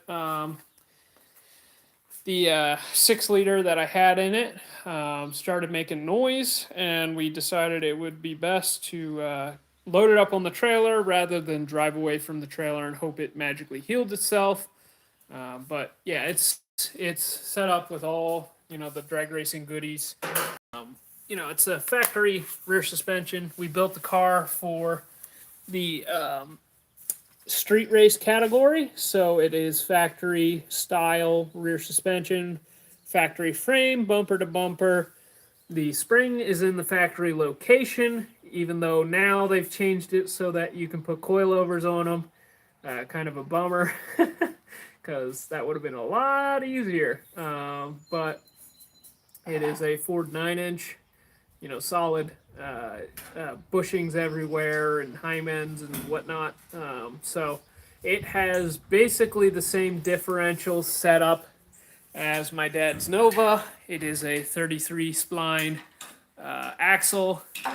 So the nice thing about that is we can change rear end components between the two with relative ease. But yeah, I guess while we're here, I can show you guys the Gen 5 motors. So we got 3 of them here, and we're going to be playing with these in the very near future. What is really interesting about these guys is how big the intake ports and just the heads in general on them. They have canted valves from the factory, and they're just, I think it's going to be the next hot thing in the GM performance world. So, yep. Hello to the U.S. Virgin Islands. Yep, hello from the U.S. Virgin Islands. Hello. Yeah, these paper towels hanging. Sling this over there. Sparky Moto says which was faster in the wagon, the LS or the 4200. So far, the LS has been faster. It went a 908 at 151 in the quarter with the LS, but we haven't turned up the 4200 yet to where we had it on the dyno. So it's a 4.2 liter versus a 6 liter. It's going to take more boost on the 4200 to get it to do the same things that the 6 liter can. And we've been just creeping up on the tune and the just the car in general. I'm not trying to rotate the Earth sideways or anything ridiculous like that. Yesterday it went its personal best of a 978 at 137, and that was only on like 15 pounds of boost with the 4200. Paper towels. So, yeah.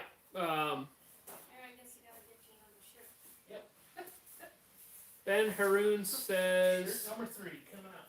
your dad did a video a long time ago about concentrating on chassis and suspension setups. Will you guys dive into the science of 60-foot and wheelie control in the future? Asking for a friend. Yeah, we'll definitely be doing a video on just general suspension setup at some point. A lot of people have asked. It's kind of a in-depth video, and it's going to take a lot of time to compile just the knowledge and how to convey it in a way that's interesting and you can actually learn something from it. Tall Wheel 38 says, nice to catch up online live from Georgia, USA. Cool. Nice.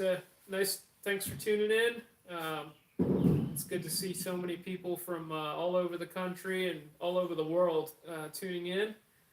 Looks like we're up to, how many viewers are we up to? Well, We're up to 47 viewers. Nice. Thanks for tuning in, everybody.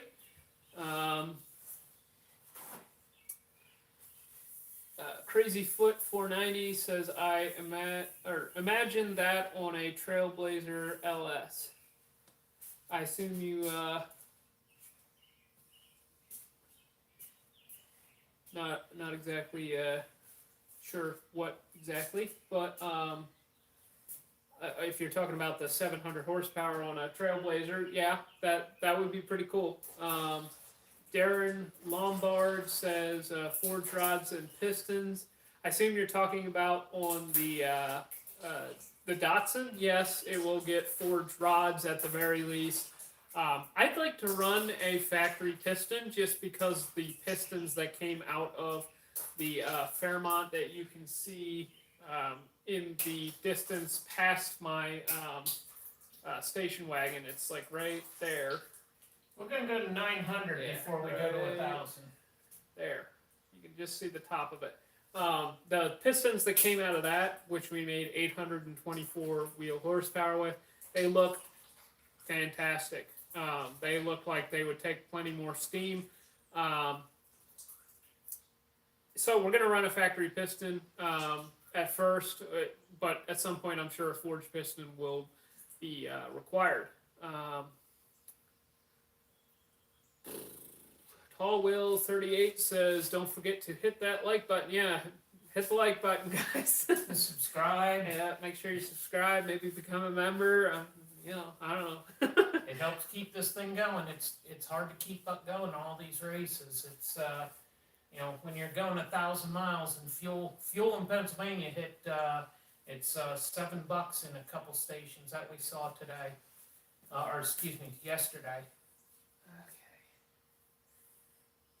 Apparently YouTube doesn't like the word tranny, so I think that's fine. Okay.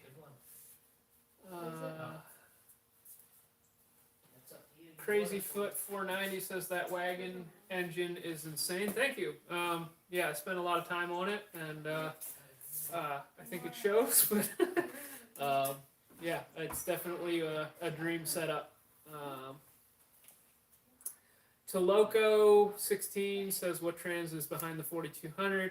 It's a Transbrake Turbo 400 with an adapter plate that we made. On one of the videos. Yep. Giga Bachi says, watching from Miami, South Florida. Okay. Thanks for tuning in. That's a long way down there. Tall Will 38 says, I think he has an unlocked 400. Yeah, it's an unlocked 400 trans. Yep. Vans 1107. Just realized that you guys built the black 77 Nova for the Grassroots Challenge. Love that car. What happened with it? So, if you watched the intro for the Datsun video, you noticed that that car was shown in the beginning. So, I guess we should probably go through. That car was a hot rod car. Yep. So we should probably just go through that whole intro segment. So the first couple magazines had nothing to do with us, but I think it was like the fourth magazine. There was an old school yellow coupe that was on the cover. That was a car that we built. It was a Volkswagen Beetle, and I said in the video that some of them were sold and taken apart. Well, that we sold and took that car apart. Then I said some were cut up and only fragments of the remain. And then I showed the black 77 Nova. That was our very first challenge car. And the only thing that remains of that car was the front suspension got transferred into a black Volkswagen Beetle that we eventually took back to the challenge. And I'm sure there's a few other... Yeah, the rear end ended up in the 54 Studebaker, changed the rear gears, that set 18 land speed records. The engine went into our Henry J and ran drag week, and then came out of that and went into the Datsun. That engine had been in multiple challenge cars. Yeah. What else? Trying to think. I'm sorry, I'm mixing those two engines up, but it No, went into it's- multiple Yeah, cars. it eventually went into the Datsun. That was the Yep. the Yeah. legendary one. we kept Yeah. we kept the one door. Yeah, we had one door from the thing, and I want to hang it on a wall somewhere at some point. Yeah. But as far as the body, that's the only thing that really remains of the car. That is the one car. My dad doesn't really get sentimental about cars very much. They're just pieces of metal, and they're used to make money. Is what he always says. But that's the one car that my dad wishes that he would have kept. It was the thing was completely gutted. Like sometime we're gonna get the door out on that thing and just show you how gutted the thing was. Like my dad took gutting cars to a whole nother level with that thing. Yeah, we took 1,162 pounds out of that car and still kept it legal within the rules. You had to be able to see the whole interior had to be visible, and there were certain things that were required to be, and we still got that car with me in it. It was 2727 is what it weighed going down the track. Yep. So yeah, unfortunately the Black Nova got scrapped, cut up and scrapped, and then I think the next car that we showed was the Datsun, which was in Hot Rod Magazine for the quickest for cheapest, and we pretty much showed that throughout the rest of the video. Tall Wheel 38 says that engine in the Trailblazer would be one fast soccer mom. Yeah, that would be pretty sweet, but the front sump definitely makes me nervous. It's not raining if you want to bring your car in. Yeah, let me just get through a few more of these. I'm pretty behind. Toloco 16 says if you look up Kevin Wilson here on YouTube, he has a ton of info on suspension. He is a chassis tuner. I think I've seen some of his videos. They're pretty good. Okay. He's getting his Studebaker running today, as a matter of fact. Oh, okay. He's got a 53 Studebaker. Okay. Darren Lombard says forged rods and pistons on the wagon. No, they are factory rods and pistons. Junkyard fresh. Yep. Drive Car 2 Bar says, so how long until you join the dark side and build a diesel? Never. That I don't know if we'll ever do that. That's they're so heavy. I mean, there's some guys that are going really, really fast, but you talk about money. We are huge fans of Gil Banks. Yeah, I mean, Gale Banks, what he's doing with the Duramax is extremely impressive, but If we did anything with a diesel, it would be nothing more than duplicate something he already did. yeah. Yep. There's nothing new to really do there. Steve YouTube says, "Where do you dyno?" We have a friend up in Newville that his name's Dustin. He has his own dyno, and he does all of our dyno work. He's a very good friend of ours. He does some dyno stuff for other people, but he's very selective. But if you have a chance to meet him, he's really, really great guy. You know, don't take some of his badgering to heart. You know, he means well. Okay. Stacy Mann says, watching from South Carolina. Hello, South Carolina. Yeah, thanks for tuning in. Ben Haroon says, battery is on Bunny Farts. I'll be back to find my charger. Please hold. Okay. Battery Never farts. heard that term. Yeah. Bobby Beavers, I'll watch y'all from Tulsa, Oklahoma. Thanks for tuning in. I very much respect your approach to your videos. Keep up the great work, and thanks for sharing your knowledge and insights. I wish you the best. You're killing it. Thanks. Yeah, it's been a lot of work, but I think we're starting to really make some headway, and I thank everybody for tuning in. Cecil Wright says, your channel is my guilty pleasure. Thanks. We try to keep it clean. Yeah, I hope you're not ashamed to watch us. Vans 1107. I remember seeing pictures of the Nova on the internet and the length you went through to lighten it. It was amazing. Haha. Yep. Yeah, that was a very cool car. I definitely, you know, my dad's not the only one that wish we still had it. I definitely see 77 four-door Novas, and I'm like, want. So, yeah. Austin Dude, OM 606 build when? Oh, yeah, okay. Talking about diesel stuff, an OM 606, it's a high revving inline six diesel. High revs? Yeah, it's like 6,000 RPM. Oh. Well, for a diesel, that's All high. right.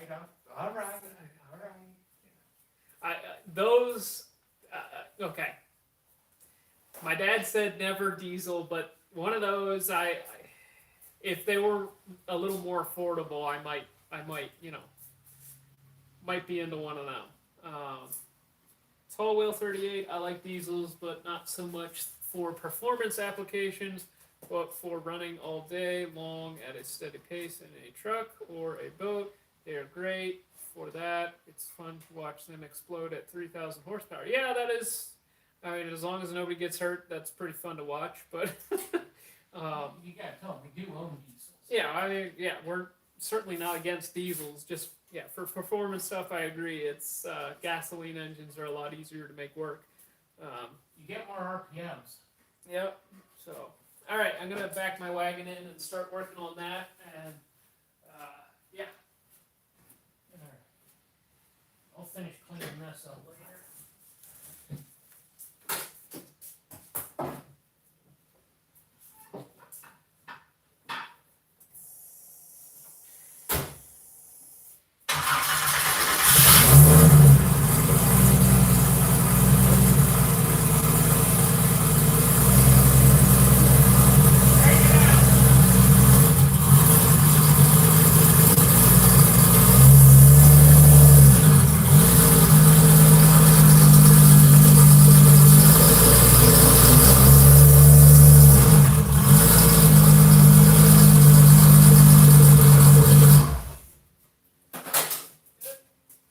Yes.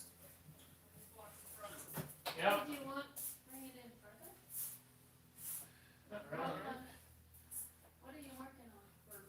That rear end in that car. Oh, okay. Some blocks from the front. Where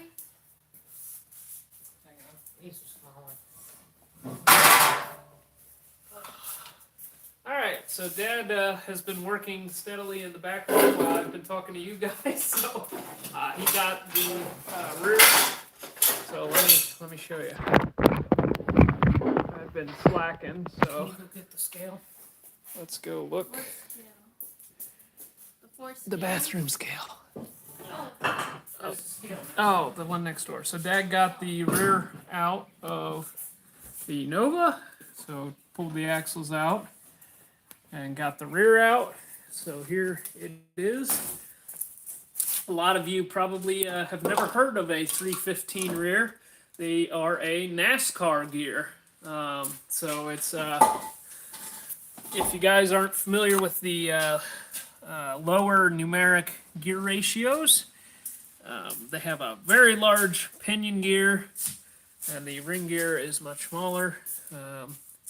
Obviously, that's the only way it works. But Jack's next door. this was actually originally in my station wagon when we had the 6-liter in it, because we were not revving the 6-liter as hard as we have been revving the 4200. So we were able to run a 364 rear gear in with the 4200, but that is going to change. Check that out. Oh. 71 Okay, so Dad wanted to show the weight. So this is a nodular iron case, an aftermarket nodular iron case With an aluminum. with an pinion aluminum retainer. pinion retainer, and 71 pounds 8 ounces. I might have blipped out there for a second, guys. Hopefully you can hear me. Hopefully I'm still live. It looked like it may have dropped there for a second. But yeah, 71 pounds for a Somebody rear leave a end. comment. Let us know if we're still on. Yeah, are we still on, guys? Because it said I lost you for a second. Looks like I'm still getting me over there, so I Okay. think we're good. There you go. Yeah, you're sounding. Okay, Toloco 16, the new 4-cylinder Duramax seems like a good engine to swap into something small. It may be a few years till we can get them in junkyards. Yeah, that's. We heard the first one yesterday. Yeah, we got to check out one yesterday. Interesting concept. Reaper Mac. I mean, you can. Hey, Reaper Mac. I know that name. You're a sloppy mechanics guy. You're on the Discord, aren't you, Reaper? Good to see you. Tall Wheel 38. That's me. Yeah, your sound is working on my end. You are good. Okay, good. I'm glad we're still live. So okay, I just put the camera facing down a little bit so we can see what's happening on the wagon. Okay, yep, everybody can hear me. Good. Thanks, guys. Yeah, diesels for fuel economy. Yeah, that's I hear a lot of people talk about that. Diesels for fuel economy. It's very true, because you haul the same weight with a pickup truck Oh, yeah, and a gas true. burner. Yep. You get about 6 to 7 miles to the gallon when a diesel's going to get 11 to 12. Yep. It's a huge difference, and on industrial equipment, the difference is very easy to identify. Like if you've got a air compressor, because when the engine's idle, a gas engine is pumping against a closed throttle, whereas a diesel just reduces the amount of fuel to slow the engine down. So you don't have all the pumping losses associated with a gas burner. Yep. Jiga Bachi says your dad would have a field trip somewhere, or would have a field trip going all over the emissions crap on the new GM Inline 6 diesels. It's bell housing, located timing chain, and belt driven oil pump that needs to be replaced at 100,000 ohms. I just threw up in my mouth, thank you very much. Yeah, I didn't realize it had all that crap. That sounds awful. Now all of a sudden I'm not interested. Yeah, rear mounted timing chain, that's just dumb. Belt driven oil pump, that's dumb. Well, I mean, John Rose from Northeast Indiana. Indiana? not our John Rose. It's another Oh, another John Rose. John's a sorry. very common name, Mama. I guess. Come on, Mom. Yeah. Tall wheel 38. It is because the fuel is got more. Yeah, yep. More thermal or more BTUs. Yep. John Rose from Northeast Indiana. Looking at doing a 4200 Hey, pretty and boy. 04 GTO. I have a Don't tool. know. Thank you. Don't know if it will fit, but the other one, if I can, yeah, that might be a little tight. I know I've tuned one of them before, and getting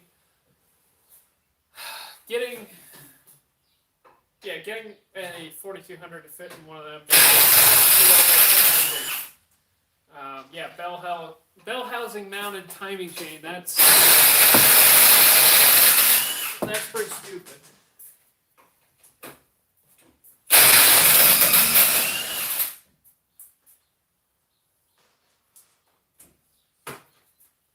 Okay, I'm gonna get. All right.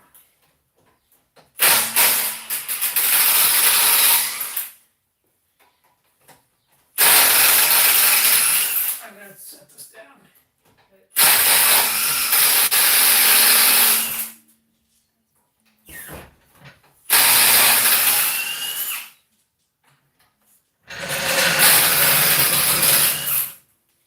I'm gonna drink a beer and read comments. Okay. There's only one more comment. On the diesel 1500 Silverado, as a minimum, they tell you to back off the transmission and drop the oil to replace the oil pump's COG belt. Going up. Cog belt.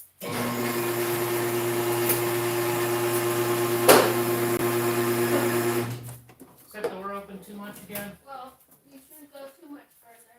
Just close the door to where it's supposed to be. There's a black mark on the. Yeah, just pull it down 6 inches. Good.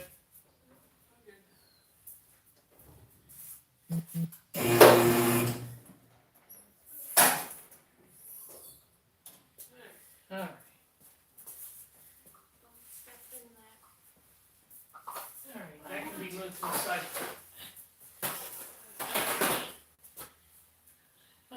Minimum toe seat back off the transmission. Yeah. All right. 4200 and an 04 GTO. Ooh, would that be a tight fit? The if I can. Yeah, that would be an ambitious project. I'd love to get an 04 GTO. They are cool. Man, they are cool. The front of the valve cover is going to get real close to the hood there. You're going to have some body alterations on that hood to make everything fit.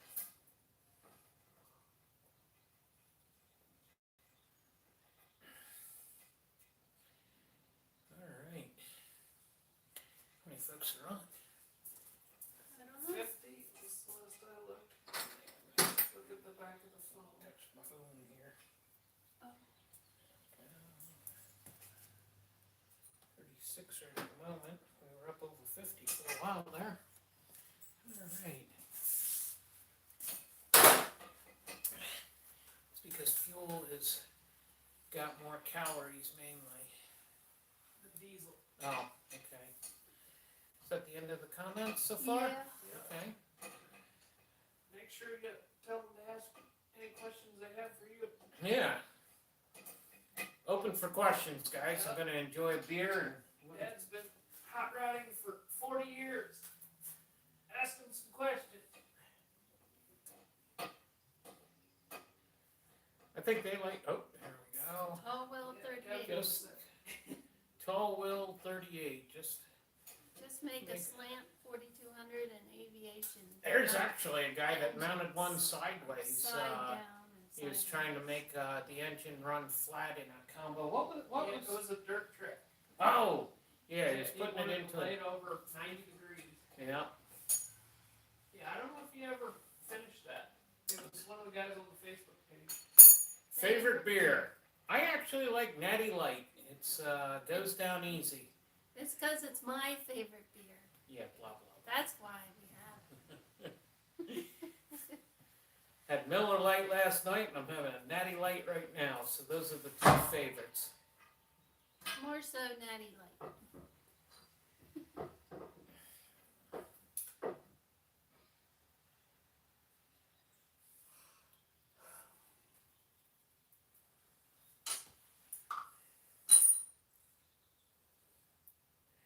Yeah, they like you better, Calvin. Come on, guys. My dad's been hot rodding for 40 years. Ask him some questions. How did you get into hot rodding, Dad? How did? Oh, I didn't. I was born into it. My dad said my first words were "brum brum." Yep. Oh, What he's was your first hot rod? my first hot rod was a '54 Chevrolet. Bought it for $50 when I was 14 years old. My mom sat in the driver's seat, and my next door neighbor pulled the car home. And that was the first engine I rebuilt, first transmission I ever installed, first set of mag wheels I ever put on were on that car. I traded it for my Studebaker. That's where the first Studebaker came from. Had a 50 Studebaker pickup truck that ran 12 O's at 115 miles an hour. And What engine? I couldn't get that thing to run an 11 if I would have dropped it off a bridge. Had a 283 Turbo 400 with a Spicer 44 rear in it. That 482 rear gears. You didn't get anywhere real fast, but are you gonna do LT swap at some point? Yes. Earlier in the live stream, we showed 3 LT engines that we have recently picked up. The first transformation or installation is going to be an L83. Grab one of those green, Paula, in the bottom of that box. Is it drip? Oh, he's already got it. We're going to do an L83 first, and then we also picked up an L86. That one is going to be kept and installed in a favorite, and ultimately we got enough L83s that we can cut our teeth on it. If we hurt anything, we've got a couple spares. We're going to lean on them pretty hard, learn what we can, and then hope to have an LT powered car at Sick Week 2023 is our goal. Main reason they mount engines inverted in planes is so crankshaft is higher up off the ground so they can use longer propellers. Gearbox. Oh, that's a good idea. Cool. I've got an L86 going into a 66 396 Chevelle. Very cool. That is. I hope you're documenting it, and if you got a YouTube channel, put it out there so that we can spy on what you're doing.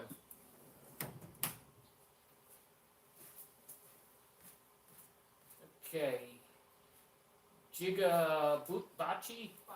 I I hope I didn't botch that up, but let's see, you guys should bounce around the late model GM 4.3 L LTX based 6 with a big snail blowing into it. That's possible, that would come, but ideally, if that thing was just a little bit smaller, there'd be a little bit of attraction because we could use the vehicle. We like to use our vehicles for more than one purpose. And the 4.3 is just a few inches over the 4.2 limit of the cubic inch limit in one of our favorite land speed categories. The land speed effort we hope to get back to next year. We're going to run a 4.8 in the gray Camaro, and you'll see that come to life through the course of build going into next year. We hope to. That didn't sound good. Okay.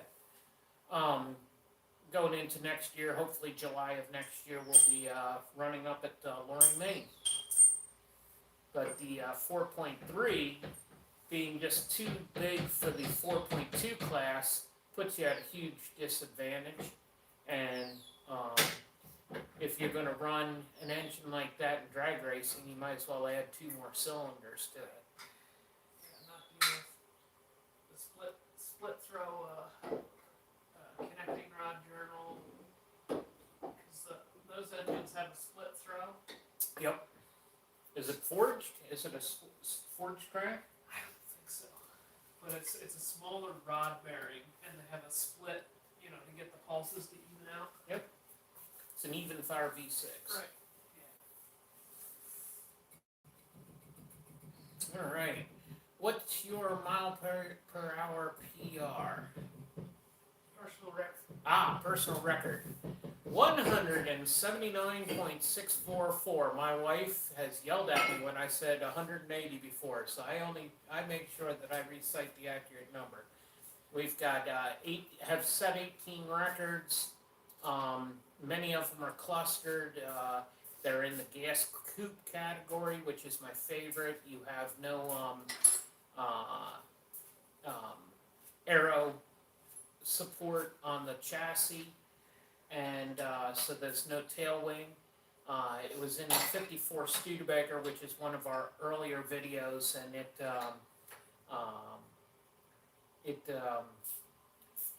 has gone 176, 177, 177, 178, 179 are all records there. And then in the mile, it is 168.56 was the best that car ran.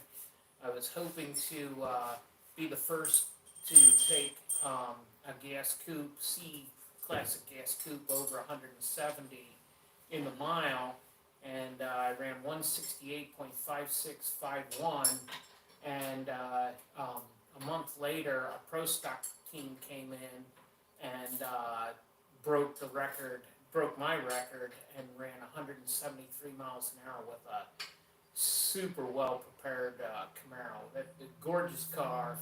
Kudos to them. I ran against an 11 mile an hour headwind, and not to take anything away from them, they had a tailwind, and they didn't beat my record. They destroyed my record by 5 miles an hour. That's quite the accomplishment. But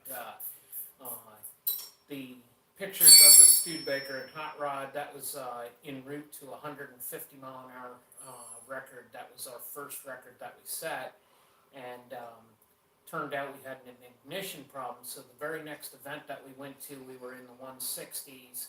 The next event after that, we solved a traction problem. From 160 miles an hour up, we were spinning our tires too much, and I got with some people in the industry talking about what was happening. And it's strange the way you set up a land speed car. It's almost like the front end is set up shock-wise and spring-wise like an autocross car, and the back end set up like a high horsepower radio car. And once we made those changes, I picked up 7 miles an hour right away because I wasn't spinning the tires from 160 up. We did find that when we went to lowering from 160 up to 179.644, we were spinning the tires a lot. If we were going to do any aero improvements, it would have put us into the gas altered record, and those cars were running about 15 to 20 miles an hour faster than we were, and we would have had to have put a lot more horsepower under the hood. As it was, we were getting to the point where the car was stalling with all the onboard instrumentation that we had on a couple runs. We were down to 0.03 G's of acceleration. So we were just getting out to the point where we were stalling against the wind at 179, and I had anticipated that we'd be able to run a mid 150 if we had enough track to run on. Loring is the old B-52 runway, and it is 2.5 miles long, and the timing is set up at the 1 mile and the 1.5 miles now. Back when we were running, they only recorded the 1.5 miles, and it gives you a mile to slow down, turn around, come back. To get that last few miles an hour would have taken at least another another half a mile. But the easier thing to do in the case of what we had is put more heat under the hood. The kids were young, and I didn't have a lot of money. It was a flat top 350. We were making around 430 horsepower to the back tires out of just a pump gas flat top 350 put together with parts that came from flea markets and whatnot. Let's see. Laugh out loud. Yep. Sorry about not knowing what PR meant. I get to hear about all these short names through my son because I am not too savvy on them. Aerodynamics becomes very important when you're moving that fast. Oh my gosh, yes. That's how the Datsun became what the Datsun is. When we started on that, the thoughts were to run that car in a couple classes, modified sport, get those records up over 200. At some point, we'd like to take the 4200 and make it run 200. That'll be a lot of fun to get there. But for right now, we want to make that car run some record numbers in the quarter mile.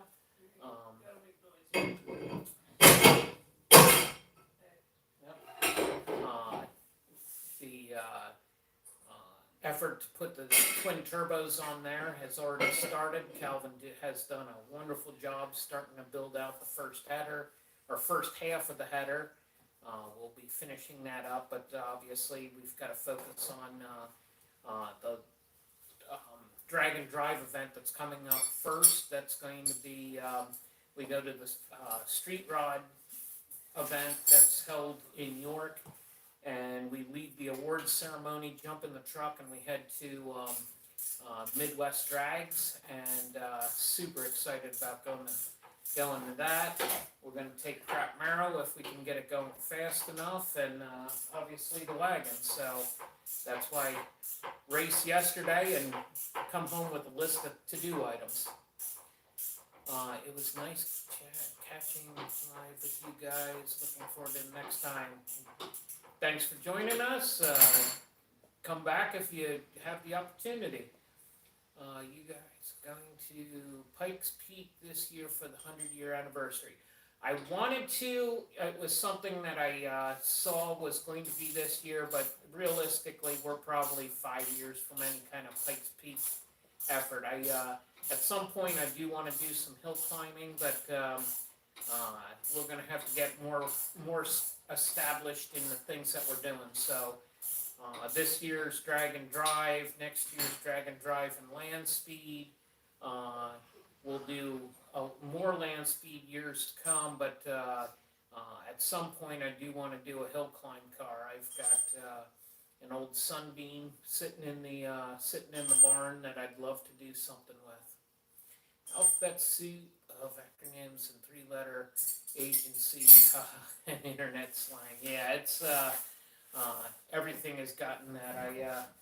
I can embarrass myself pretty quickly with some of the terms that are out there that I have no clue what they mean.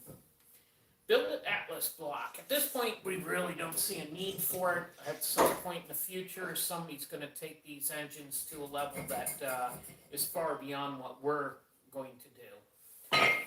With these engines being made of 356 aluminum, they are very capable blocks. With all the stresses of an inline engine, everything is in straight line.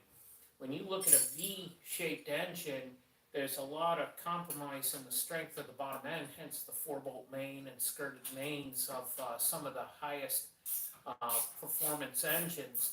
On an inline engine, all of the forces are translated vertically into the engine and the head and the mains, and even though they're smaller engines, the structure of the engines just by design make them very strong.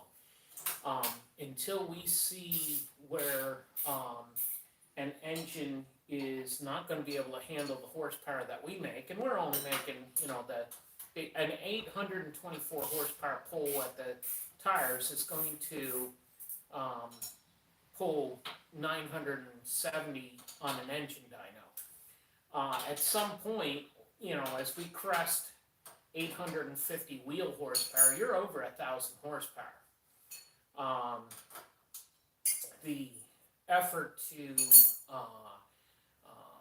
take that engine, in conversation with some people, it's potentially going to be able to handle about 1,200 horsepower, and I don't see us ever needing to go to 1,300 horsepower. Somebody else is bound to take that glorious trip. Roger, thank you. I'm not sure what that is. To your previous comment. You explained something. Oh, Roger, gotcha. Okay. Let's see, just saw the Aussies are making Barra's billet. Those folks aren't afraid to throw money at anything. They spend money like they hate it. We're very fortunate in the fact that these engines are extremely cheap. The Barras, to get a Barra in the U.S., you're in that thing $5,000 to $8,000 before you even turn the first bolt on the thing. So, yeah, I see that, Blaine. I'm sorry. I'm not all the up to all the slangs. The guys down there can use a lot of developed parts that are strongly supported by the aftermarket on that platform. It makes much more sense. Until the Atlas is to the point where it's making 1,000 rear horsepower and breaking parts, why do you need to replace parts that aren't broken yet? We can chase our tails into a corner thinking that you've got to replace everything to make the maximum amount of power, only to find out that a tune can get you around that problem. We are applying a lot of the principles for timing that have been utilized on Hondas and LSs and other engines like that on the Atlas.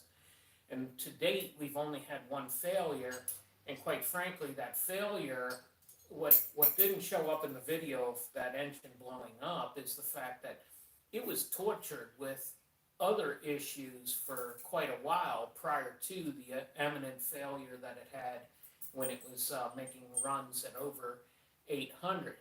What also is not on the video is there was a run that it was probably up around 900 horsepower.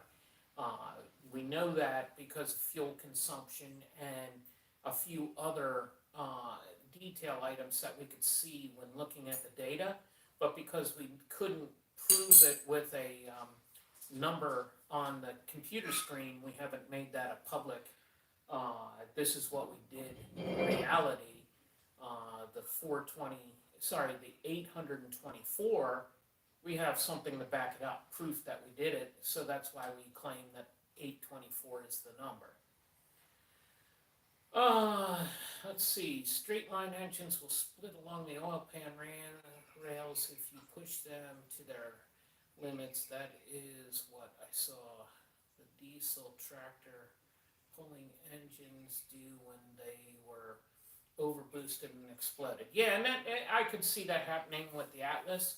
When we slung the rod out of the 824 horsepower engine, it kicked that rod out. It stayed attached to the crankshaft and was spinning around. It didn't hit the oil pan, and it also didn't hit high enough where the water jacket was. So all of the water remained inside the engine. And what that quickly identified is that the strength of the engine from that point where the water jacket ends going down towards the bottom of the block is actually the weakest part of that block. So stretching the block vertically is something that would lead to a similar failure as what the diesel engine saw. The potential for that thing to kick a head gasket out is higher than what I think stretching the block and failing the block would be. Looking to build an AMC Concorde with an Atlas. That would be cool. I played with some AMC engines back when I was a kid, the 232 specifically, and it was always neat that they stayed true to the six-cylinder straight inline sixes for so long. But putting an Atlas into a Concorde, that would be really cool. I would love to put one into an AMX.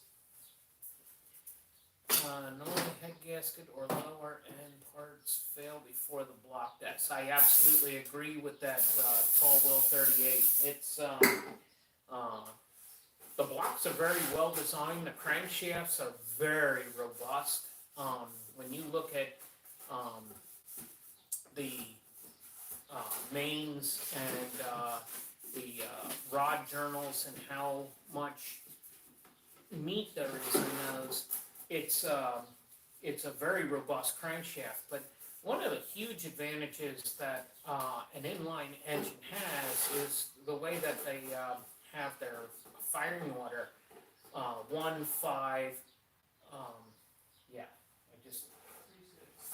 3624. You have stress on the front of the engine, midway back, towards the front, all the way back, towards the front. You aren't running it like a V8 where you have two cylinders that are on the same throw having power driven through them. You know, you look at the average V8, 18536. Yeah, thank you. The two, when you go back from 2 to 1, it's got load on that front journal, and when you compare that to a 6-cylinder, 153624, the stress on the engine, everything is captured by a full complement of crankshaft main bearing bolts and a full complement of head bolts around the individual cylinders, whereas with the V8, 5 and 7 are putting load on the engine at the same time. 1 and 2 are putting load on the crankshaft at the same time. And you start looking at how much more robust that has to be as compared to the inline structure. Plus, nothing's being projected at angles. It's all being projected in a straight linear direction. It gives you a lot of latitude to put a lot more steam to those things. And proof of that is just look at the 2JZ. There are guys that are, of course, it's with a billet block, are making 2,000 horsepower. That is insane, the amount of power that they're making out of those engines. So, all right. Thank you for all your insight. Let's see. Oh, sorry, I already had that done. But in in those tractor pulling engines, they have eliminated all the weak links until the block explodes. Racing will find the weak link always. Absolutely.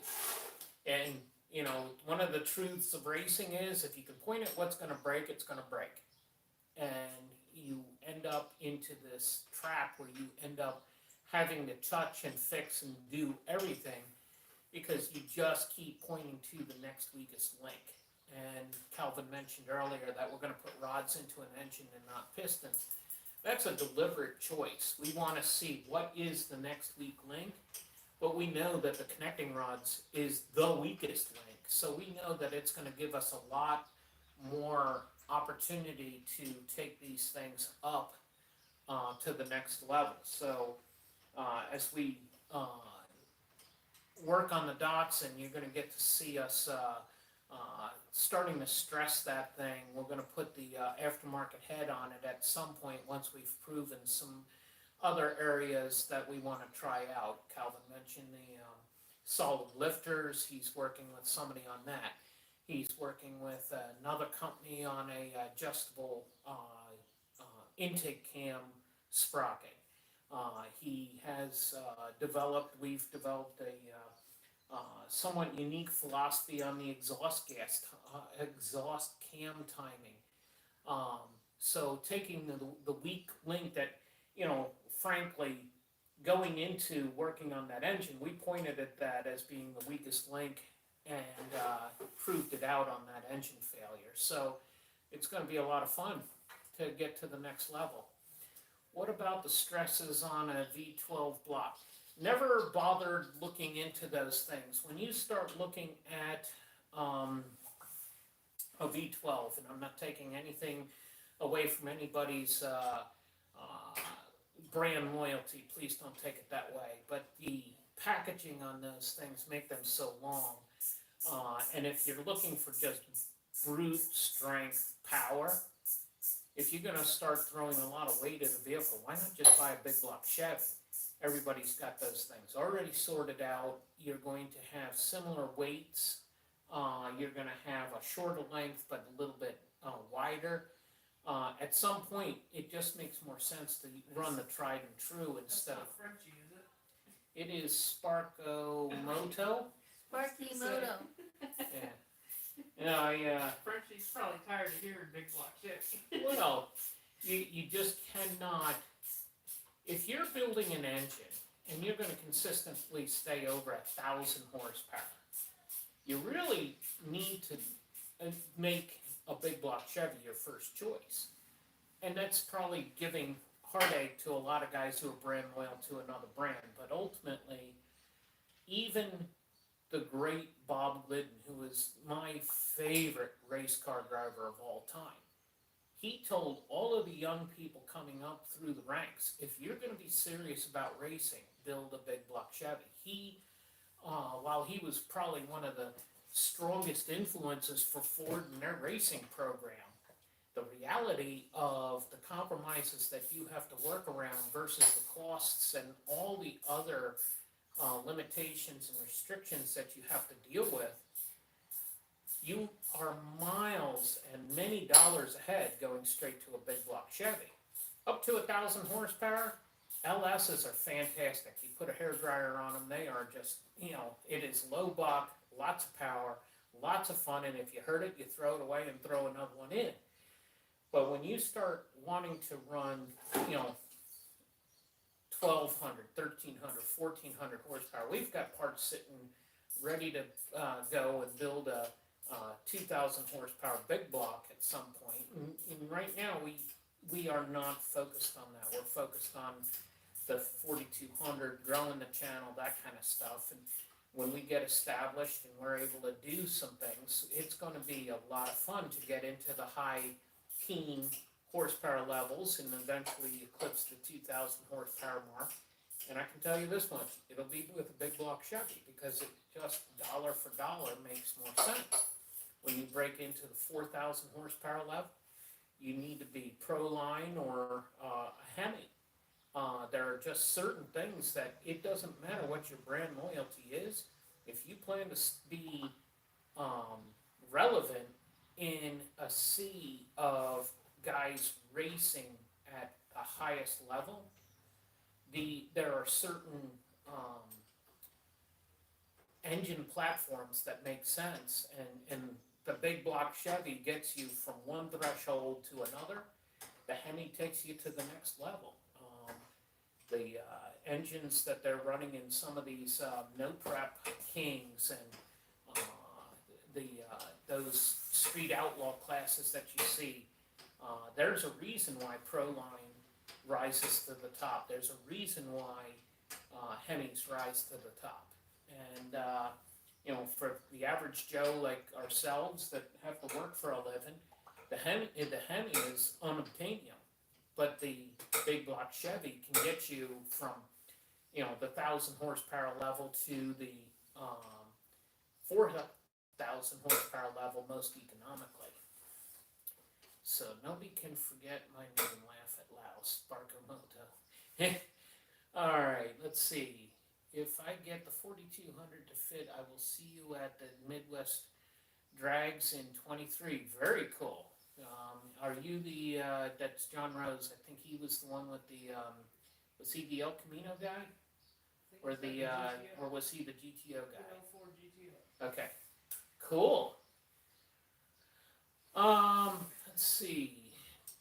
Dark Blaze 176. I found a major weak link in the 2 and 4 cylinder Cavalier last month. The rod will break at around 600 horsepower. I would have thought that would have broken earlier, but great upgrade is the Honda J35, same bore and deck height. Oh, that's cool. Let's see, any further on the 4-cylinder Atlas project? We have plans. They are going to be, it's going to be a 23 project. I think you folks are going to love seeing what's happening. We're still in the process of locating parts. We're probably not going to use the billet. We got billet cam blanks that were sent from a fan to us. We've got an adapter plate. We bought out his collection of parts. And you'll see a manual transmission Atlas soon. You're going to see us using the ported head on the Atlas soon. You're going to see rods in the Atlas soon. But the 4-cylinder project, we continue to collect parts. The last flea market that we went to was a golden opportunity to get some key parts that we're going to need for the chassis. And for the engine, we're probably going to go with a 2.9 head on a 2.8 block because we're going to go straight to connecting rods with that. And the reason that we're not going to use the 2.9 is because the piston and pin bore are different than the rods that are readily available. So we got an opportunity to put the Molnar rods into a 2.8, and we own the 2.9 heads. So we're going to go over that engine, and don't be surprised if you see high 30 pounds of boost going into that engine. We're going to lean on that thing harder than any 6-cylinder that we've worked on. And we want to be way into the single-digit numbers. I look forward to sharing that project with you, but I don't want to share anything because Calvin and I have not talked about how we want to introduce that to the channel. And pistons. Well, we're not ready for that yet. I think if that's a continuation of the previous conversation. Let's see. Tall Will 38. I like what you guys are doing now. The budget racing stuff makes it appealing to the average guy, and it suits my practical-minded mentality. You know what? There is so much energy with so many people on being budget-minded. It's I appreciate guys who have the unlimited budget to do unlimited things, but I would rather look at a home-built 12-second car all day long than a 9-second multi, $100,000 custom-built in-a-shop car all day long. I've struggled. I know what it's like to struggle. I share that with a lot of people in this racing community. And when you're able to accomplish a performance goal with a thrifty budget, the level of acknowledgement, the level of respect that you get from your peers will always outshine the efforts of the guy with the $100,000 car. And while his performance is greater, he's going, 6, 5, 8, 10 seconds, whatever his performance level, money can buy a lot of things, but have you been the most responsible with those dollars? Have you compromised some other responsibility to ultimately be able to do that? We are very thrifty. We're like a tribe of Indians. Everything gets gleaned off the carcass. When we get a junk car in, it goes for miles in a lot of our projects, and that takes effort. That's cubic sweat, not cubic dollars. So thank you for your comment. Hello, Texas. I have a lot of friends in Texas, specifically in the Houston area.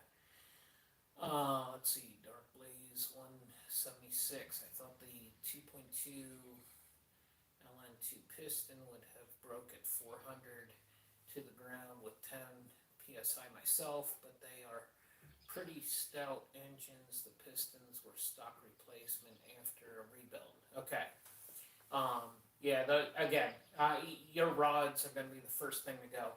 I saw around 95 when GM transitioned from the Ford steel rod to the powdered metal rods. You could tell that was a huge compromise in strength. The first place that you saw it was on the LT series engine, which is the first, the Gen 2 small block. I think it was right after the 94 production and starting in the 95 production, they went to the powdered metal drive.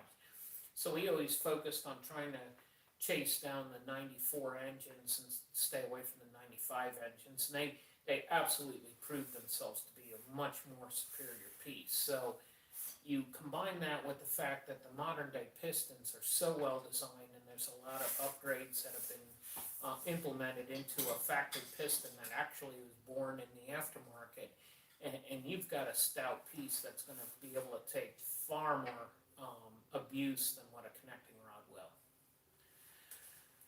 All right, I myself am gonna build a 5-cylinder for my Cavalier. I'm converting it to rear-wheel drive for Rocky Mountain Raceway.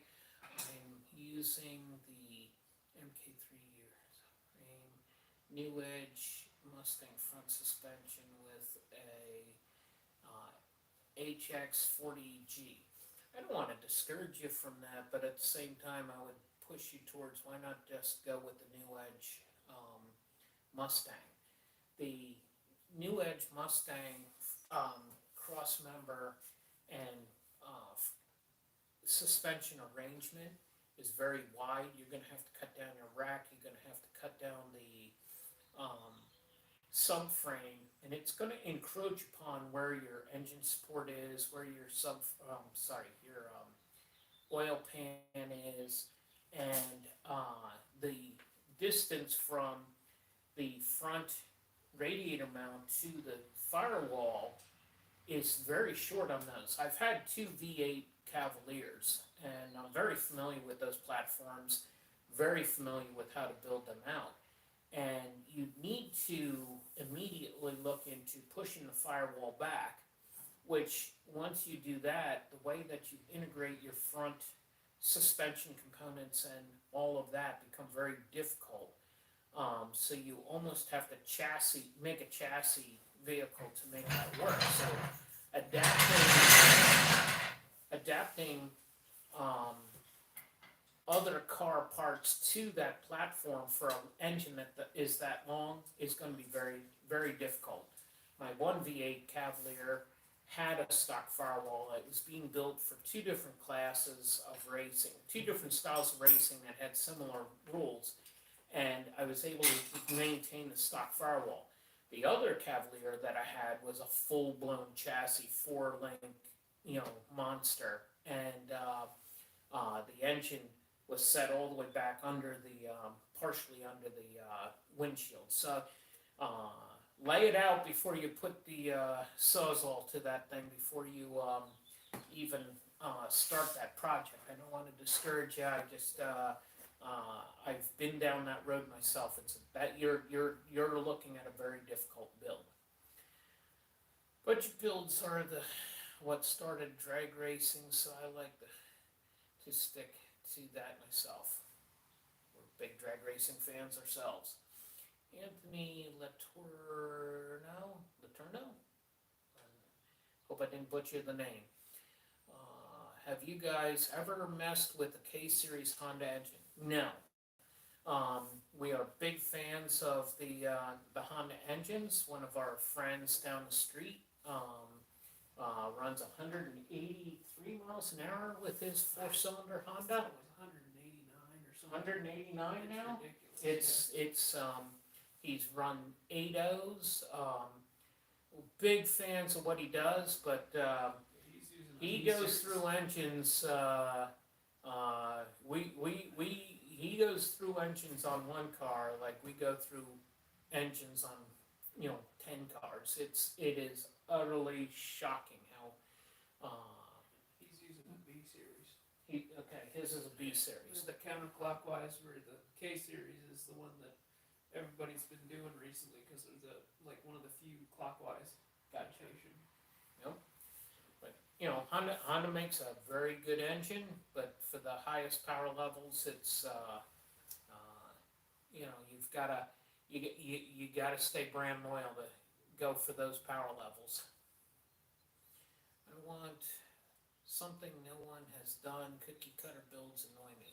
It was great to be in hot rodding back in the 70s. They started what was called Dare to be Different, and that Dare to be Different attitude went into the 80s, 90s, and it's very popular today. As a matter of fact, as the iron has become more and more difficult to obtain, transplanting or hot rodding the more bizarre cars is the most normal thing today. But it was back in the 70s, if you weren't building a 69, 68, 67 Camaro or Mustang, you were frowned upon. If you weren't doing the 68 Charger, you were frowned upon. You were expected to build something normal, and the Dare to be Different, where guys were, putting the V8 oddball engines into a Nash, a Studebaker, or a Kaiser, or even 4-doors became popular. The sleepers came out of that world. Let's see, I lost my place here. I aim for a challenge. Oh, rock on, dude. We're gonna watch and support you. We don't want to discourage you. Let's see, F20C in the S200 was the first 4-cylinder from Honda that was. That's an F series. That's an F series, okay. Yeah, you're gotcha. You corrected it well. That was something Calvin's more familiar with. I'm much more familiar with the GM, Ford, Buick, Pontiacs, Olds, because in my youth, that's what I was brought up with. I raced Fords. I was racing Fords when I first discovered Chevrolets, and changed from being a Ford fan to a Chevy fan after I was involved with my first small block Chevy build.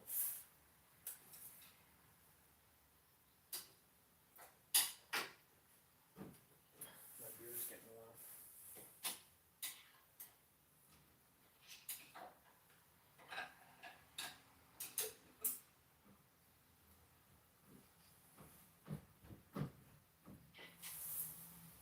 What Dark Blaze 176? Which 5-cylinder are you looking to put into the Cavalier?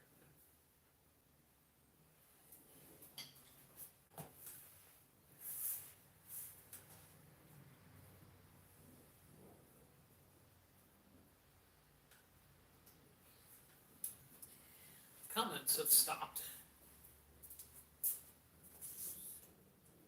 Decent vibe, right? Yep, we got 39 people on still. Yep. I just hit the wrong button. Okay. He's gonna do an Atlas. Cool. And should I put a 9-inch in my car or keep the 12 bolt? How heavy is the car, and what is the car? The 12 bolts have a lot more support for them than what they did when I was a kid. When I was a kid, we actually started running a lot of the 8.5 10 bolts because the 12 bolt stuff was so difficult to come by. Today, there are so many companies making 12 bolt stuff that it's much more practical or possible to do it. The nice thing about the 12 bolt is it's a much more efficient rear. The nice part about the 9-inch is the parts are much more readily available and it's a much stronger rear. If I had my choice between the two, I would be very quick to put in a 8.8 Ford. We've got those in Crap Marrow, we got those in the Sunbird, and very efficient rear, much lighter than a 9-inch. The metallurgy in them is far superior to the 9-inch and the 12 bolt, and the part availability is outstanding. All right, a friend has crashed truck in his backyard. He is parting out. Okay. Oh, okay. That's for the Canyon 5-cylinder. That's cool. All right, Austin, 66 Chevelle, 3500-ish. You're going to be able to get away with running a 12 bolt. Those things are very capable, but I can tell you this much. You get to a certain power level on a 12 bolt, and you're going to wash out the toothpaste on those things very quickly. I know some guys on the highest horsepower levels, 12 bolts, they'll go through a set of ring and pinion. Every 12, 10 passes, they will just completely wear out the gears, and this is all high quality parts. The contact pattern on the 12 bolt is not nearly as good as what it is on the 8.8 and the 9-inch. So if you're going for the highest level, and if I remember your name, you were going to do the L86. If you're going to be turbocharging it, I'd be jumping on a 9-inch or an 8.8 pretty quick, or even a Dana 60. They make a bolt-in Dana 60 axle that goes into a Chevelle. If you're not going to be, close to 1,000 horsepower, you'll be surprised at how far a 12 bolt will go, but you'll also be very disappointed that if you find yourself starting to break parts, you're going to just forever be breaking parts because they don't have the best contact pattern. There's a lot of limitations to what they can do.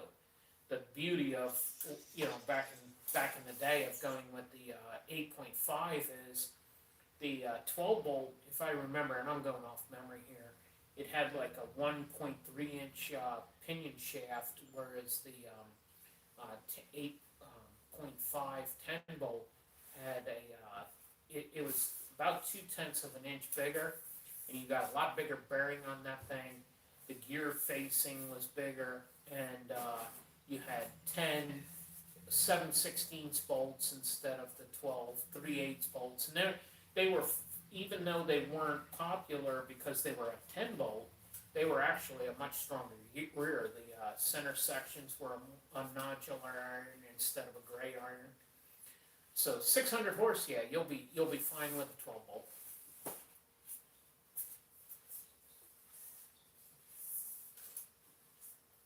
How'd you make out? What's the deal on that? Did it strip?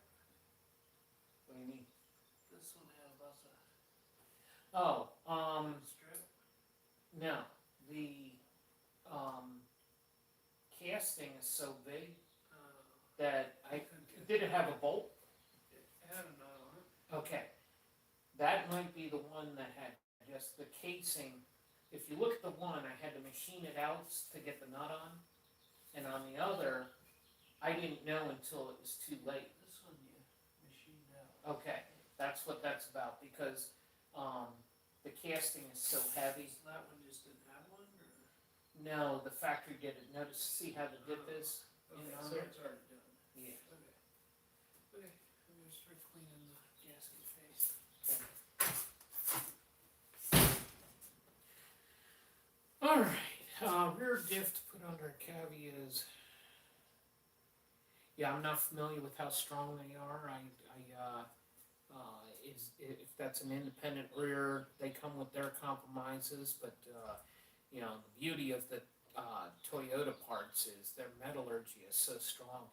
You look at some of their parts and you think, there's no way it can take that kind of power. But because of the quality of the metal, they actually go way further into the horsepower numbers than you would think. Reach up in there and see if you feel any grit or anything in the oil. Yeah, that's fine with me. Okay. Did that.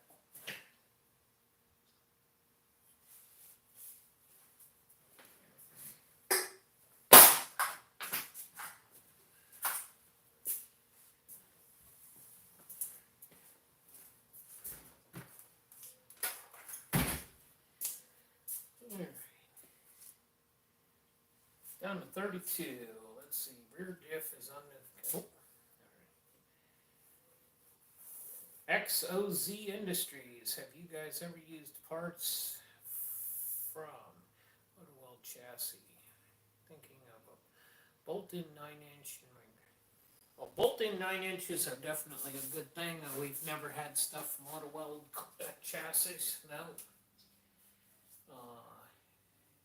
Grand Le Mans. That's cool. Alright, I have a MK Super Handle 1000 on the stock rear diff. Cool. You guys cut down those 8.8s? Yes, we do.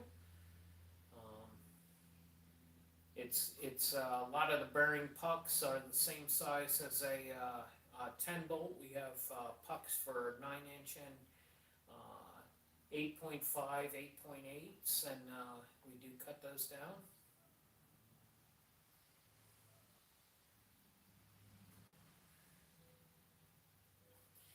Anything you've wanted to build but haven't been able to? Yes.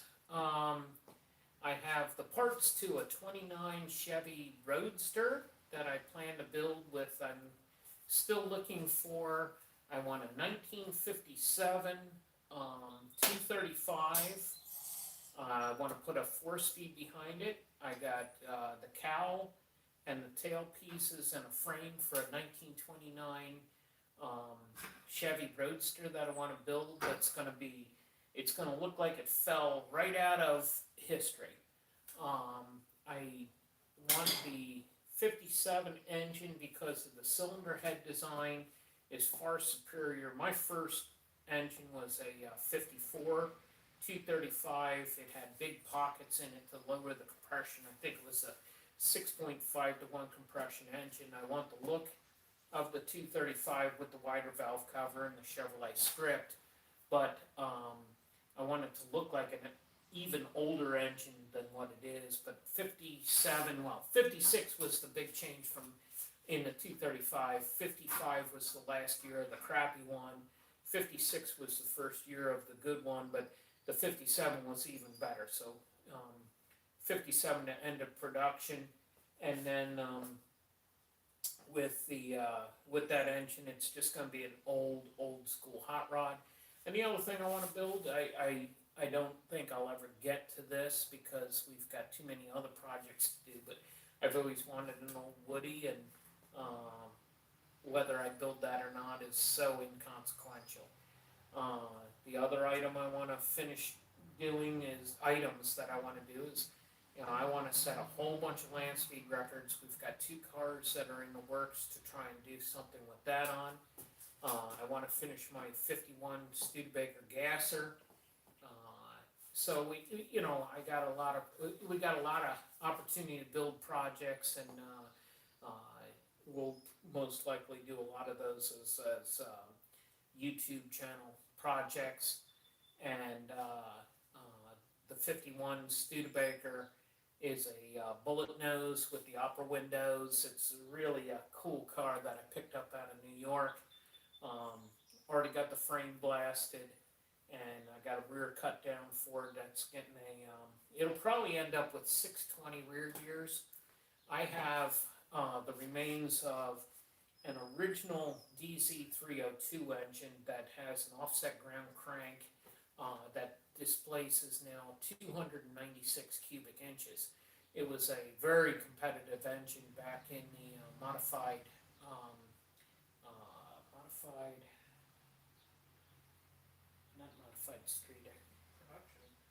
production classes that had a 300 cubic inch limit. And it's 14-to-1 compression, should easily turn high 8,000 RPMs. So I want to put that with a tunnel ram, with a 4-speed, and I'll either run somewhere between a 514 and a 620 rear gear. And it's going to be a traditional build. So I got a whole bunch of projects I look forward to doing. Calvin picked up a set of fenders, and I picked up a hood for the 51. That's most likely going to be a 2024 project. Although if there's any opportunity that we can get it in sooner, we will. Let's see. Have you ever used a 6L90E? No, we have not. It's a pretty stout transmission, 90 representing that it's designed for 900 pounds-feet of torque. Everything we've heard, you've got to do a lot of torque management in the gear shifts. 6 speeds is not something that's going to be beneficial to a drag race car. We are more focused on the drag race cars, so a 4L80E is what we actually have in Mama's truck, and we're going to probably put that into our next drag and drive project. On the 3.7, would they handle as much boost as a 4200? I would guess that they're going to be limited to similar power and boost levels of a 4200. I don't think you're going to get much more boost into the Atlas platform until you go to a 4-cylinder. The 4 cylinders are going to be able to handle a lot more boost because of how short the crankshaft is. You're not dealing with as much compromise in the potential strength of that. Even though the 4200 has a fantastic crankshaft, I just don't. Without having the experience, I wouldn't have the same confidence in that engine as I would with 4-cylinder. Being that it's 5-cylinder, it may be able to take more than the 6-cylinder, but you're gonna be charting territory that we haven't walked down. Let's see. My main goal with the Cavalier build is to run low 11s, high 10s to keep it safe. Well, that shouldn't be hard to do. Most issues with safety have to do with horse sense, not horsepower. You find most people that have problems with safety are making decisions that put them in a situation that leads to potential injury or damaging parts. Approach things slow. If you're familiar with the channel, you've seen us grow with the 4200. 430 was a major goal at one point in time. 500 was a huge goal at one point in time. 600 was the next threshold. And we've taken the time to run the car, support the engine, and make the power numbers that we did slowly and methodically, and come home every time and analyze the data and look to see what do we need to be focused on next before we made the next leap. And when you look at an 11-second, high 10-second car, the horsepower needs are pretty low. You just have to have an efficient chassis. It's getting a cage next month. That's cool. Putting cages in small cars is a lot of work. You doing the work yourself? What are you making out? Alright, that's about halfway through. Dark Blaze, you putting the cage in yourself?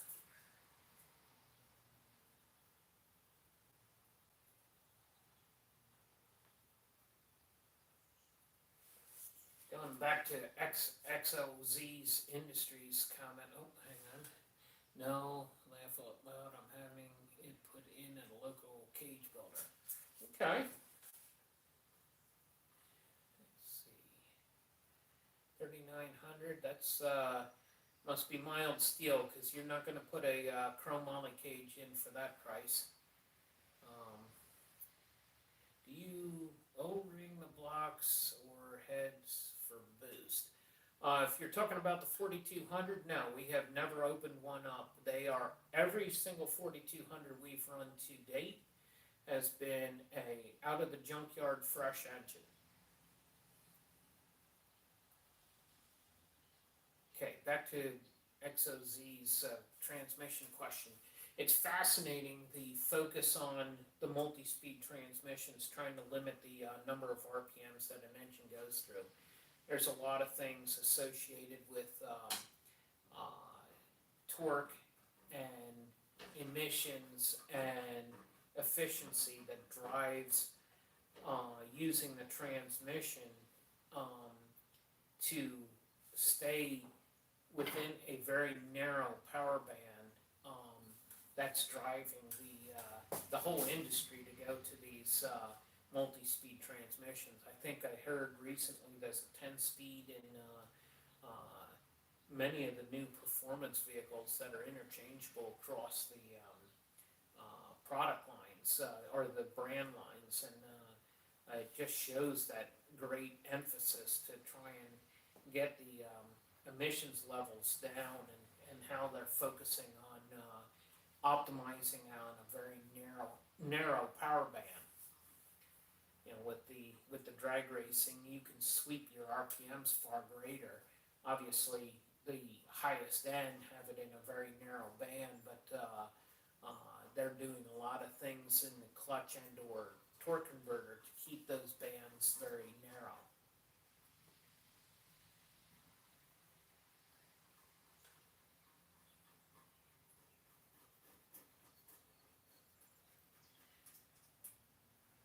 Alright, you need to get the Cavalier done before the close of Wild Horse Pass race in 2020. It used to be known as, Firebird's closing. That sucks. It was sad to hear that Memphis is closing this year. At the end of this month they close, and it's being turned into a warehouse, and we saw Atlanta disappear. I did not know that Firebird's gone away. That's sad to hear, guys. We gotta help support our local tracks on a lot of levels. We're gonna see the disappearance of these places that so many of us grew up in these tracks. It was nothing to be at a racetrack, 2, 3, 4 times a week. Atlanta Commerce is going to, yep, that's the one. Yeah, even Bounderton Preschool is moving. Uh-oh. What state's that in? Which was it? Bounderont Racing School. That, I think that's part of Firebird, if I remember correctly.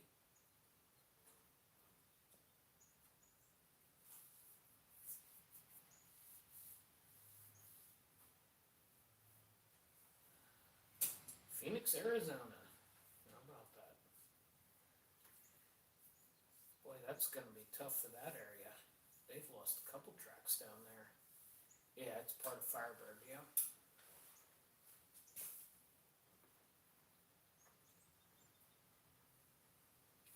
Now, is that where Roadkill does some of their events? Or they do everything at Tucson? Alright. 502 torque motor for the Grand Le Mans would make 600 with good gear split. Well, you can go with a lot more gear split with a 502. So if you don't have the 6L90E, don't hesitate getting a 4L80E, because that 502 will just power right through any gear splits. The 6L90, you're going to have to do a lot more torque management work to keep that thing alive. Talk about the first gear. Oh yeah, the 6L90E, the first gear ratio is so steep, it's going to be useless. You're going to end up having to launch in second gear. I think they're like a 456 first gear. Yeah, I was thinking it was 4 even, but yeah, it's a 4 something first gear. So a 502 is just going to, the thing won't even move off the line because you'll be in tire spin. You'll want to get as you build power, you got to kill your first gear ratio. That's why if you look at some of these real high horsepower cars, and I'm going real high horsepower, they're running 158 first gear ratios now, whereas I realize you're talking about a street car, with 600 pounds-feet of torque. You're still going to want like a 248 first gear ratio. A 4L80E may actually be a far better choice, unless your ultimate goal is to be, running 200 miles an hour at an idle. You're going to have to kill a lot of rear end gear. Speed World closed 10 years ago. Is it 10 years already since they closed? Wow. Toluco 16. Yep, stolen electronics have consequence. Not even our tracks are safe from the commies. Nope. The commies are taking over, folks. We have got to protect our nation. I encourage all of you to get out and vote. I'm not telling you which party to vote for, but be involved and understand the fundamentals of what people are trying to pass off as being a good idea has consequences that my children and his children are going to have to pay for. It's I don't want to go political here, but ultimately our choices have consequences, and lack of involvement is a choice. I think they do everything in Tucson. Yeah, I've seen Tucson a lot. Yep. Closed is the natives want to add to. Oh, you gotta be kidding! They're closing Firebirds for a casino. That's sad. Evading taxes. Yep. There's a lot of people doing a lot of bad stuff out there. GM Performance makes a crate ZZ 632 big block 1,000 on pump gas with a factory warranty. That thing is amazing. We saw it released at the PRI when we were over there, and there is a lot of good technology that's gone into that. They have pro stock style heads with rocker blades, and comes with fuel injection. I'm telling you what, having watched that platform changed, and when I was a kid, I started high school in the 70s, and there were still a number of kids that we had gone through the gas crunch, and the pocket rockets became very popular, but some of the kids still ran big blocks, and it was amazing what those things did back in the day. But when you see all of the advancements that have happened on that specific platform, it is absolutely amazing. That 632 that they had at PRI was just like looking at jewelry. Obviously they doll everything up for PRI, but the implementation of the horsepower technology advancement on every component from the intake to the head to the valve train was implemented in that engine. 1,000 horsepower pump gas, that's awesome. Okay, Speed World, the volume sucks. Is it me? Or is there anything we can do? Nothing I can do. There's nothing we can do. Calvin looked into that earlier. Yeah, at some point we're gonna get lav mics, lavalier mics, like the ones that you pin on. Okay.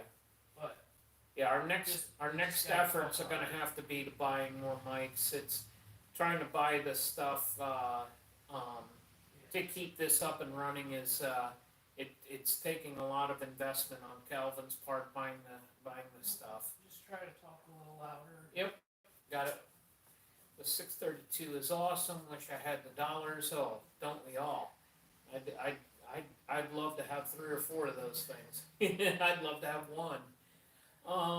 Any plans to retry the Speedduino? Nope. No, at this point, we are very focused on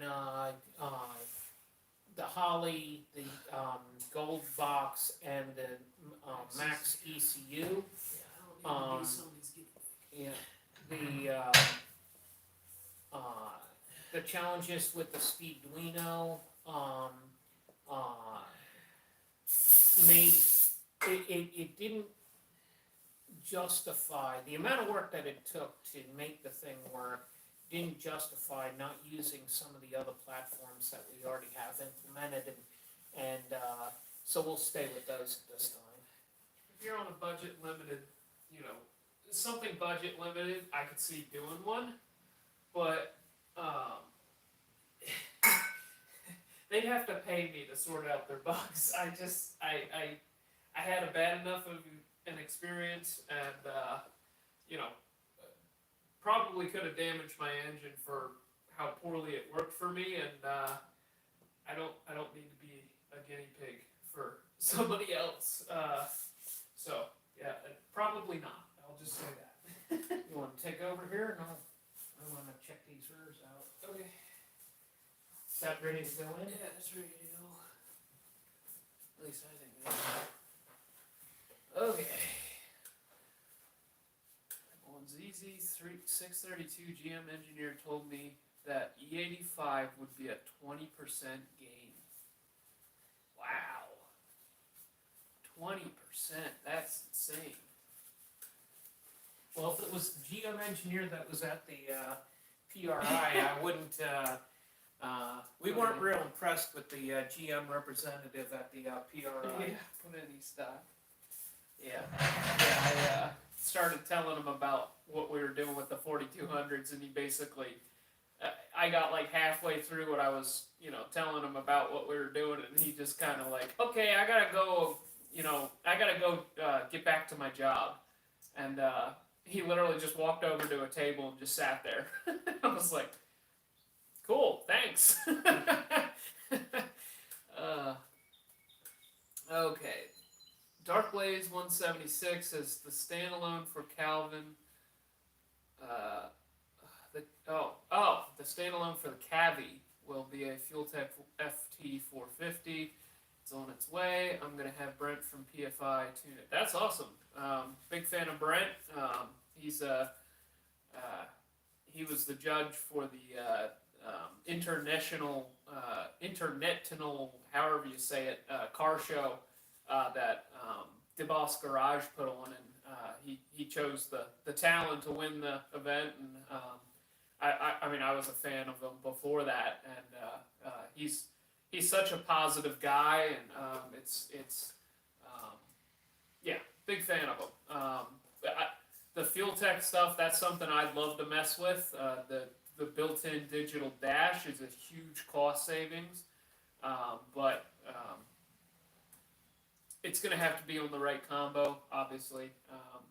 I've toyed with the idea of putting one on my Stewed, but it's kind of a big investment, so we'll see. Dark Blaze 176 says, for years that was what Rotary community dealt with Megasquirt 1 and 2. Yeah, for Rotary stuff, that may have been the best you could get.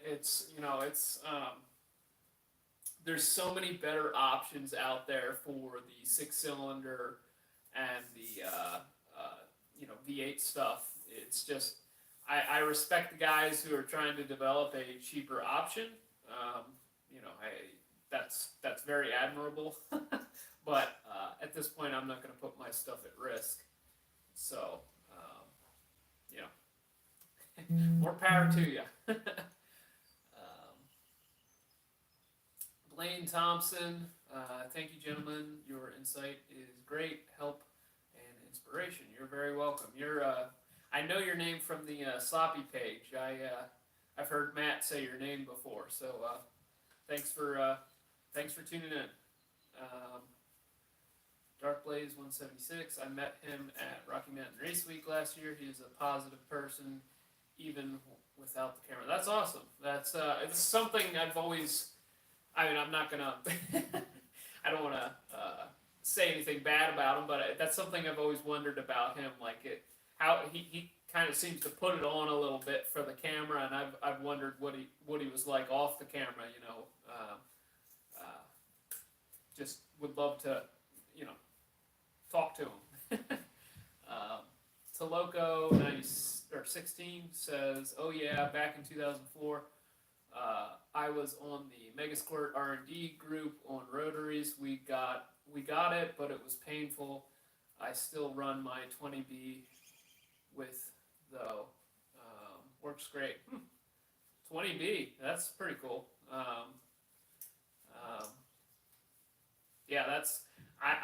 I don't even know the rotaries, like the leading and the trailing plugs and all that. I don't even begin to understand that. So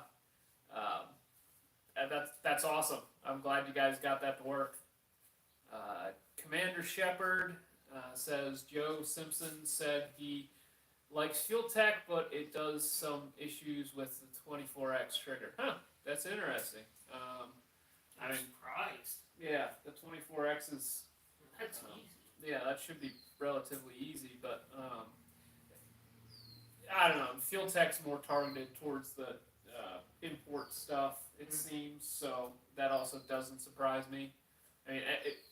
Dealing with uneven teeth, maybe that causes issues. It's if you're set to handle one set of inputs and then they throw a wrench in, you gotta make special cases for crap. I'm a controls engineer, so I know how coding and that kind of stuff works, and having to deal with exceptions on stuff, where you have every single product uses this input in this particular way, except for that one little guy, that has to be special.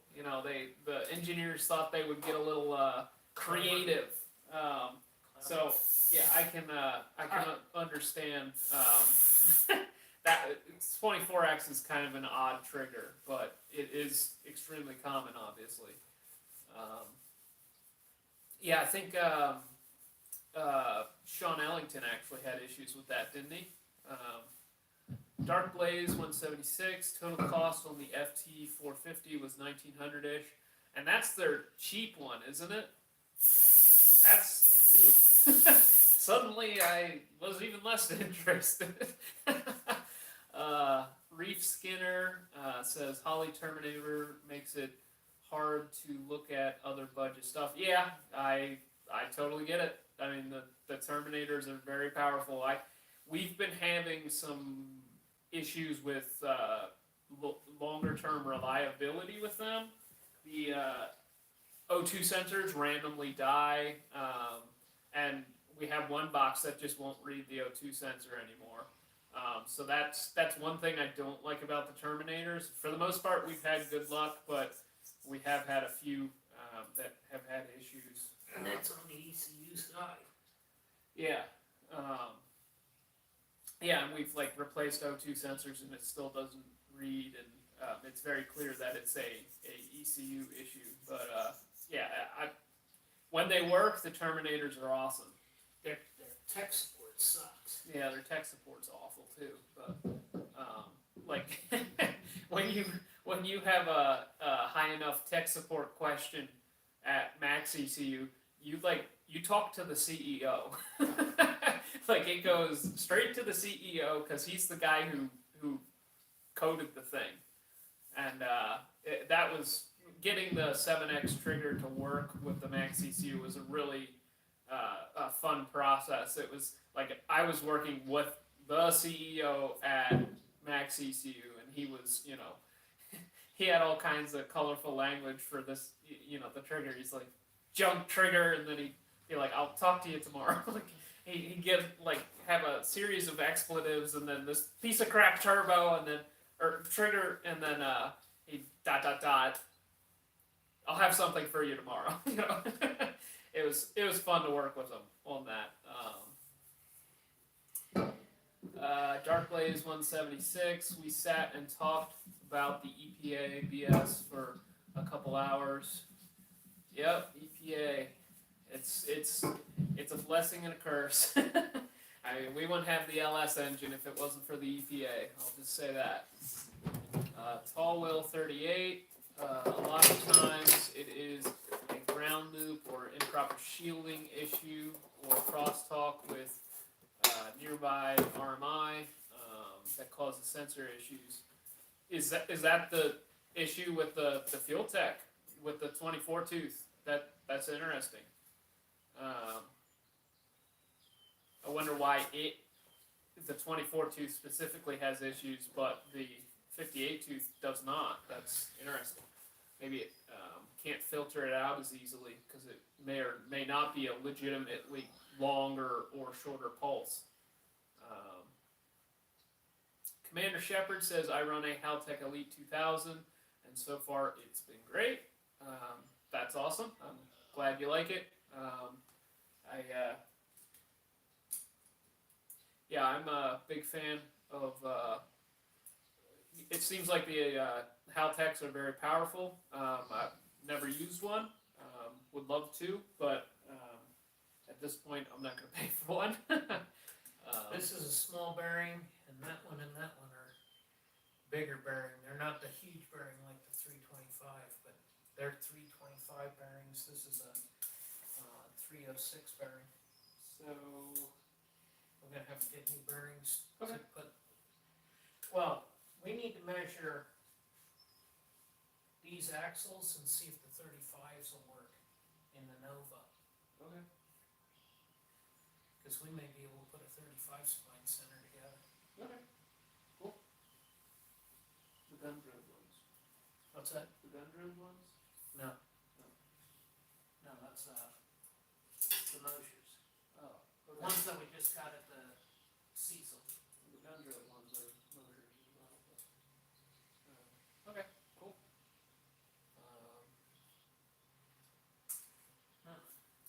Dark Blaze 176. Yeah, but I got some sensors, etc. with the ECU kit. Just the ECU kit with the harness is 900. Oh, okay. That's not too bad. Did you grab a bearing?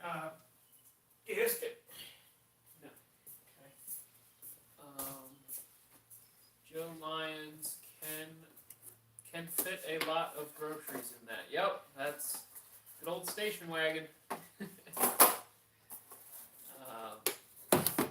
Fit slicks in there too. XOZ Industries, how much is the max ECU? So it depends which one you want.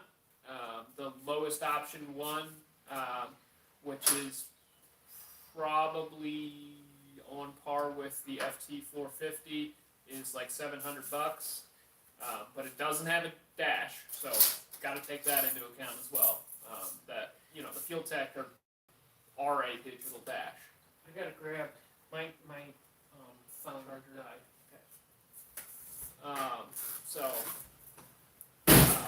But yeah, the one that I'm using in the wagon is a Max ECU Race, and I think they're like 1600, and they have EGT, built-in EGTs, A channels. They can do 8 injector outputs, 8 spark outputs. I'm very happy with it. It's lots of I/O capability. But it doesn't have the dash built in. So the part I don't like about the Fuel Tech is another part I don't like about the Fuel Tech is the O2 sensor is separate, like the Mega Squared ECUs. So you either have to CAN bus it in, or what was the other thing I was going to say? Yeah, doesn't matter. So yeah, you have to CAN bus the O2 sensor in, and the EGTs. It doesn't have EGTs, which I've come to really like.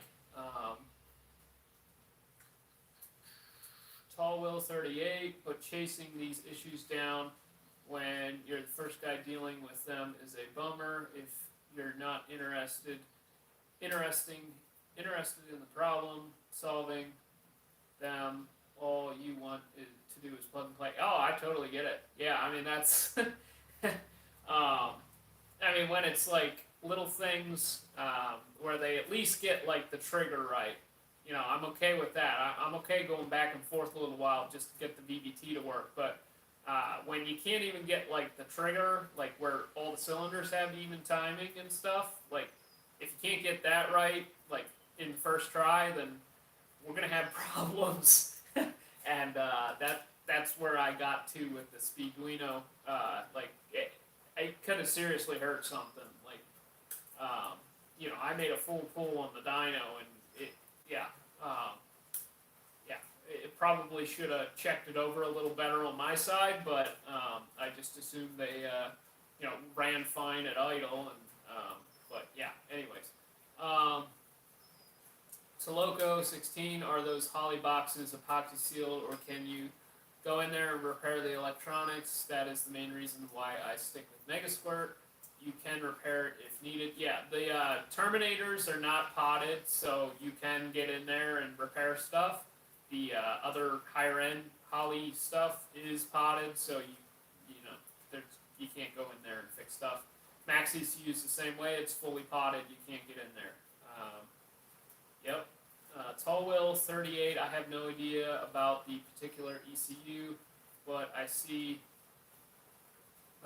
these mistakes sometimes causing misfires and other craziness, like glitches that are hard to figure out. Oh yeah, you can have all kinds of bugs, glitches, all sorts of stuff, but it's way better than what my dad grew up with.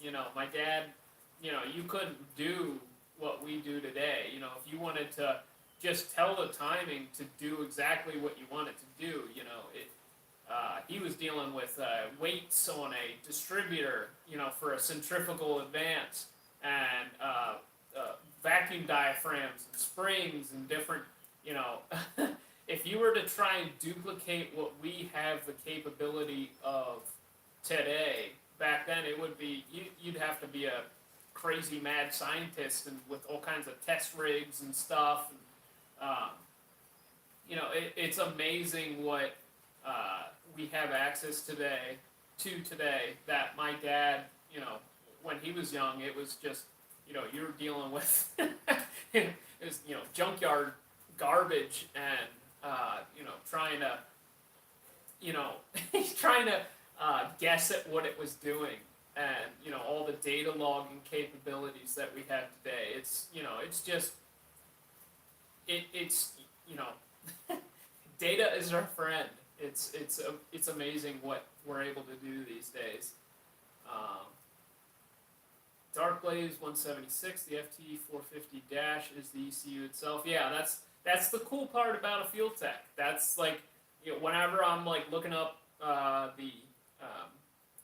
the prices on stuff, and that's one thing that's a huge advantage with the Fuel Tech is it has a built-in digital dash. That's one thing that I don't like not having anymore. Like, having a digital dash just makes life so much easier. You can just glance down; it's always there. You don't have to bust out the laptop and log in and did it decide to eat my entire battery while it was sleeping in my laptop bag, and dealing with just you're sitting on the starting line and your like yesterday I was sitting on the starting line, and my laptop blue screen just because it was sitting there in the sun. It got too hot and it blue screen, and that's so frustrating. But I had my digital dash there, so I could look down, check vitals, make sure it was all good. Unfortunately, I couldn't get data for that pass, but it's digital dashes are so nice. Dark Blaze 176. I think the FT600 has all that built in. It's just the FT 450, 550 that don't. I sub to the Philtech channel. Okay, yeah, I don't think they have built-in EGTs though. That's the one big thing that I'm like, really like about the Max ECU. XOC Industries. The new axles are 33, not 35. Okay. And do you know where we had 10 sets or 10 gaskets? There's a bunch in the trailer and there's a bunch in the basement. Which you want me to go get them? I couldn't find them. Okay, they're sitting. I know where they are.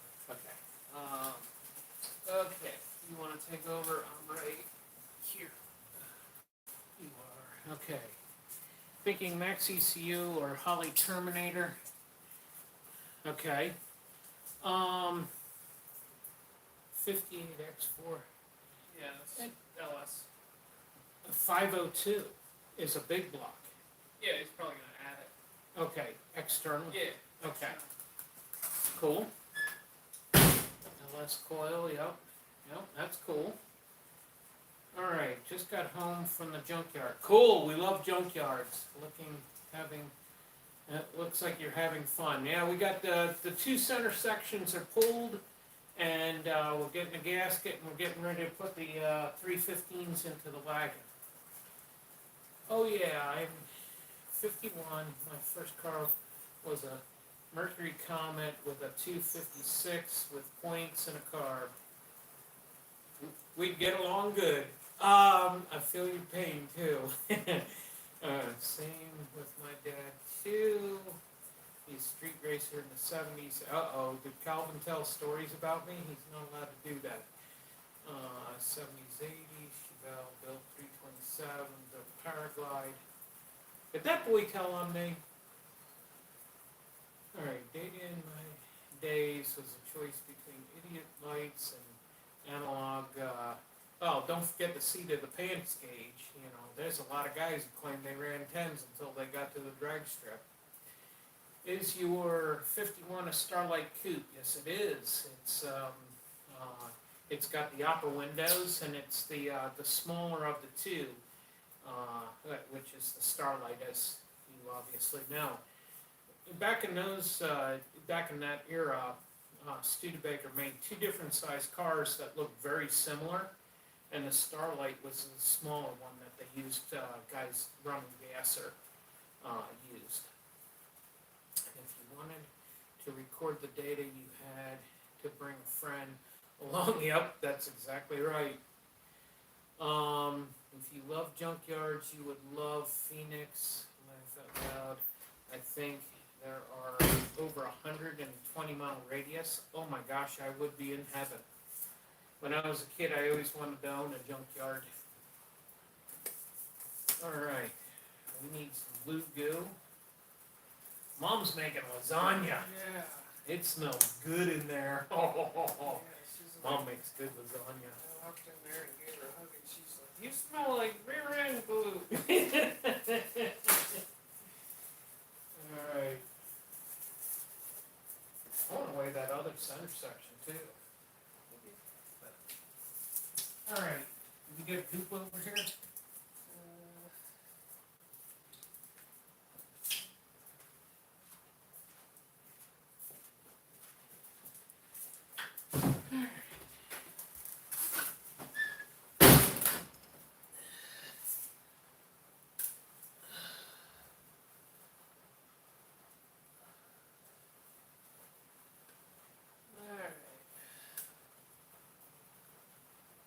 Dark Blaze 176, the 4200s are everywhere out here in our yards. Yeah, they're everywhere in our yards. I think my dad counted 20 of them in our local yard. They're everywhere. And you drive around and the Trailblazers are move, just everywhere. I think probably 10 years from now, that'll change, but at least for now, we got plenty more 4200s. Lane Thompson, my dad, had a 69 Hearst 455, awesome car, just didn't pass the gas station. Living in Montana, we had 5 Jerry's in the back. Oh, yeah. Always. Out in Montana? Whew. Yeah, sorry, a little late on upload. Yeah, okay. Fred Badgett and S10 chassis will fit under a 50 to 51 Stu. No, we're sticking a straight axle under it. Yeah, it's, the early, gassers all had factory frames from front to back. There's no, aftermarket chassis or late model chassis going in. Nope, it'll be the factory frame with a straight axle conversion. Toloco 16 technology and data is cool and all, but it takes away from drinking beer in between passes. Now you're stuck on the laptop. Yeah, I'm not much of a beer guy, so, not much of a loss there for me. Yeah, 2 live streams ago, we got to watch Calvin's face implode when he drank a sip of a beer. Yeah, sorry. Not your guy. You come up to us at an event and you hand me a beer, I'm just gonna hand it to my dad, so please don't be offended by it. Dark Blaze 176 in 2 yards. There are about 50. Yeah, I know. The 4200s are everywhere. Alright. okay, this is the 315.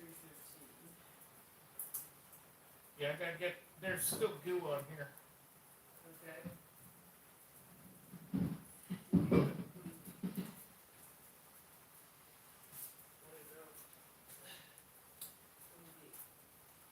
Screwdriver? Need a power brush. This is a mess.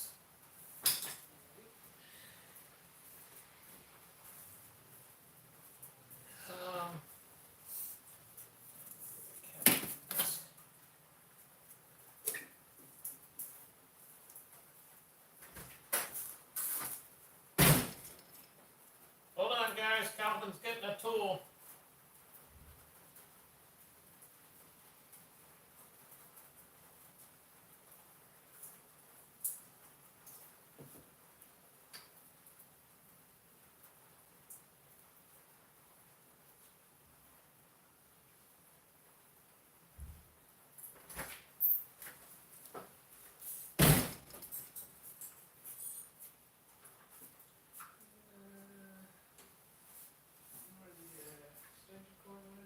We don't have any in here. They're all next door.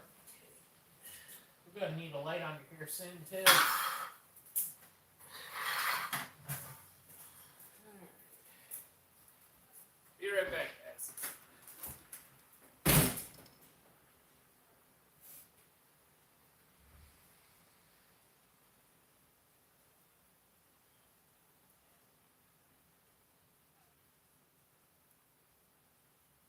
guys. Calvin will be right back.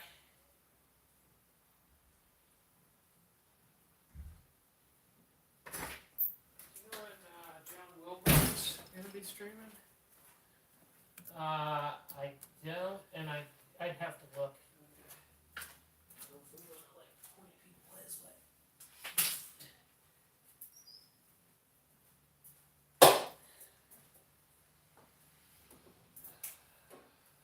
That kind of only applies to YouTubers.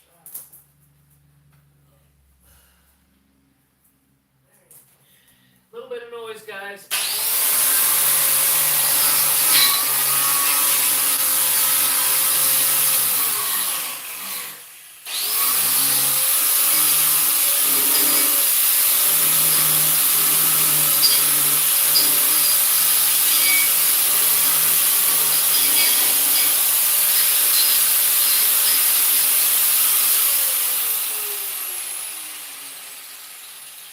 Okay, Michael Blacktree. I looked in the 37. I looked for a 3700 in the yard, no luck, but 4200s are common as dirt. Yeah, I've only ever seen, if you see a Colorado in the yard, it's always a 4-cylinder. That's Or it's very picked. well, yeah, that or there's nothing in it. It's yeah, the Colorado canyons are just few and far between. I need a towel. Sorry. Dark Blaze 176 says, Calvin, looking at the FT site right now, the FT600 has built-in UGTs. That's good to know. I didn't know that. Car cleaner.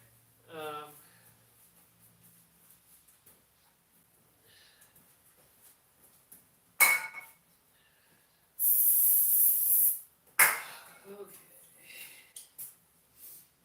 Yep, yeah, you're better off finding a donor chassis for the 4 and 5 cylinders. Dark Blazer 176. I'm a street sweeper. I hear noise all the time. Yep. So we're getting the 315s ready to go in. I'm actually gonna. Well, we're done from this side. Yeah, let me. I can do the sensor later. Yeah. So we just got the 364s out of the wagon. Now we're going to put the 315s in. So both of them are spools with 33 spline axles. With nodular iron cases, so they're very similar.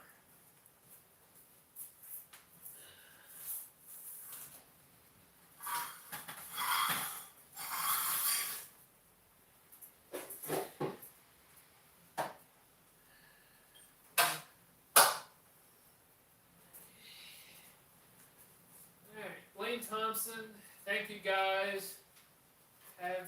Have to head out. What buzzer is going off? Butt buzzer. Okay. Well, thanks for tuning in. Yeah, thanks for tuning in. Yeah, we should be wrapping up here pretty soon. I'm gonna check when John Wilburn's. If any of you guys are content creators for YouTubers, John Wilburn, he's putting on the No Name Nationals, and it's in Sykesville, Missouri, and part of that is he is doing a content creator kind of workshop. So I think he goes live. He may actually already be live, but I'm going to check on that. It'll be on my phone's Yeah. arms. Bring the rear end. We'll check on that after we get the rear.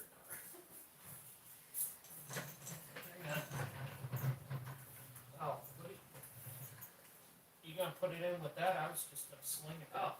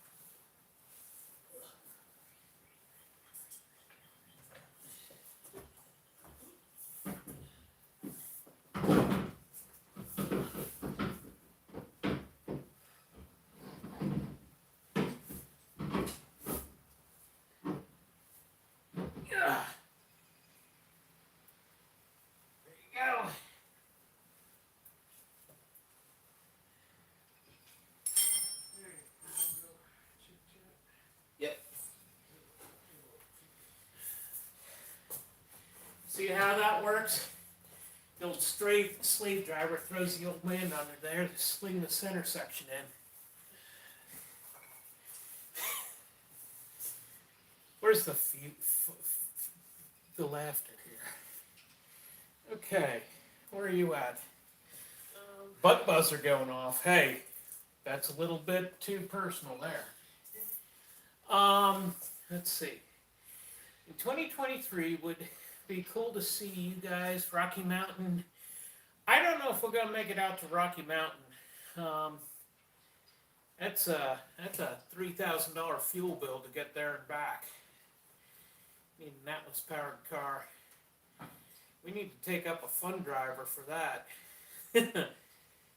Yeah, getting up and down is the hardest part. I'd rather do push-ups for half an hour than try and get off the floor after even a center section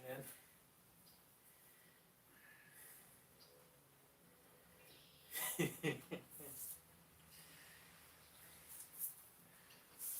Hey, you want to check on John Wilburn? Yeah.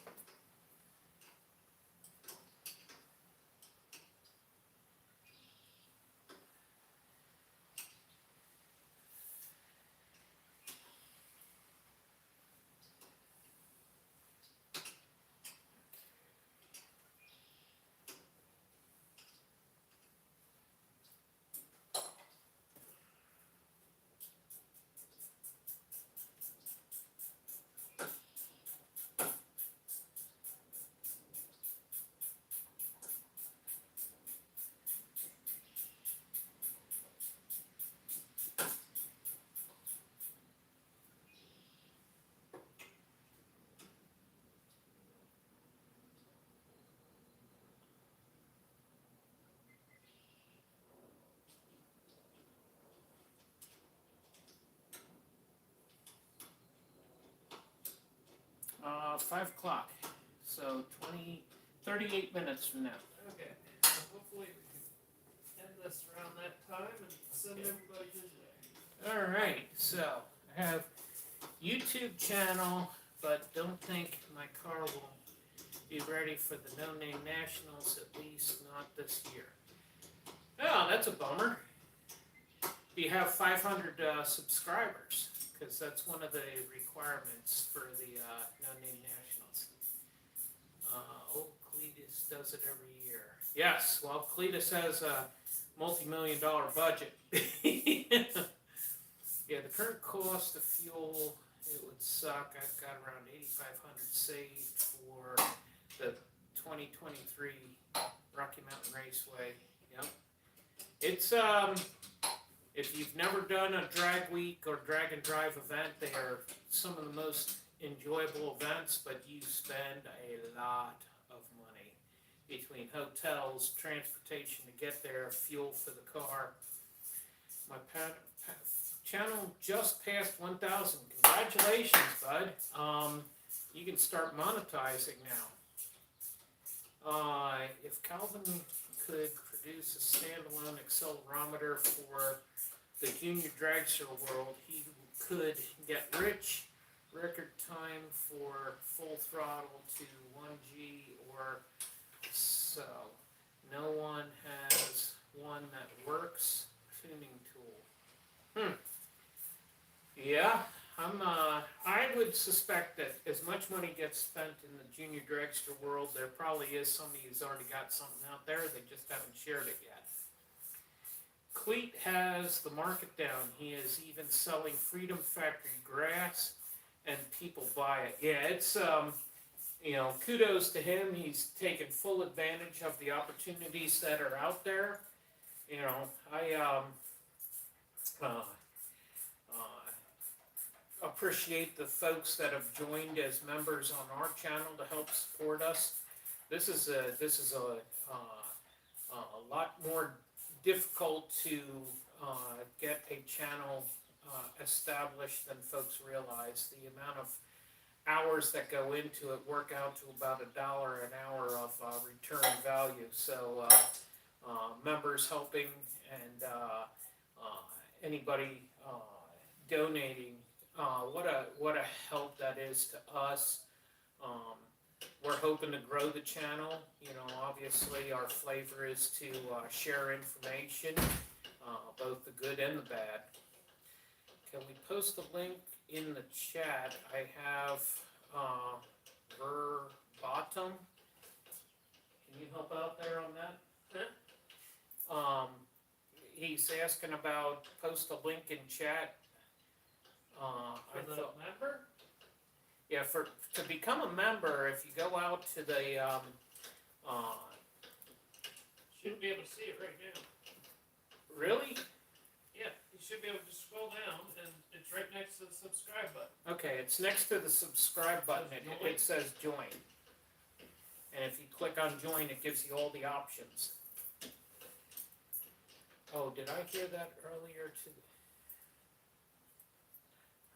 It doesn't show up for some people though. Oh, You have to go onto a computer sometimes. oh, sometimes you gotta go onto a computer to be able to If you're see. looking the for join your button. phone. Yep. Hey, Michael, We're link. not much of. Oh, I'm sorry, I misread that. They want Michael to link his channel so that folks can sub to it. Should be able to click on it. Just click on his name. There in 2021 as a road weeker. It was super fun. Met some really awesome people. Oh, yeah, all of the drag and drive events are. Anya will be ready in 5 minutes. Lasagna will be ready in 5 minutes. Mmm. You have enough to share? We got a lot of folks here, honey bunny. Well, it might be cold by the time they get here.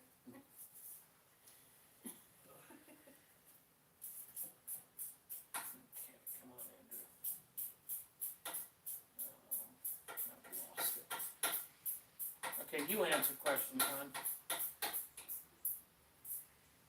I don't know the answer. But we're not much of campers. Yeah.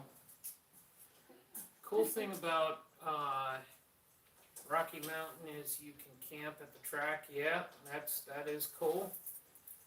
I linked the video earlier. I didn't know it was a no-no though. No, oh yeah, Mama makes some good lasagna. No, we don't mind if folks share their video channels here. Too bad we don't have Star Trek teleporters. Oh my! I'd be in California to pick up a certain Nova if I could. Found the channel. Found your channel, Mike, and subbed also. There you go.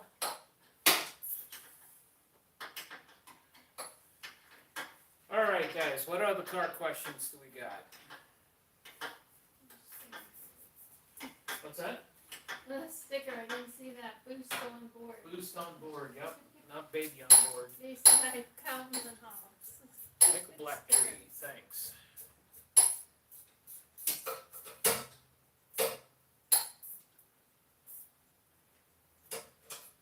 I'd love to see what you guys could do.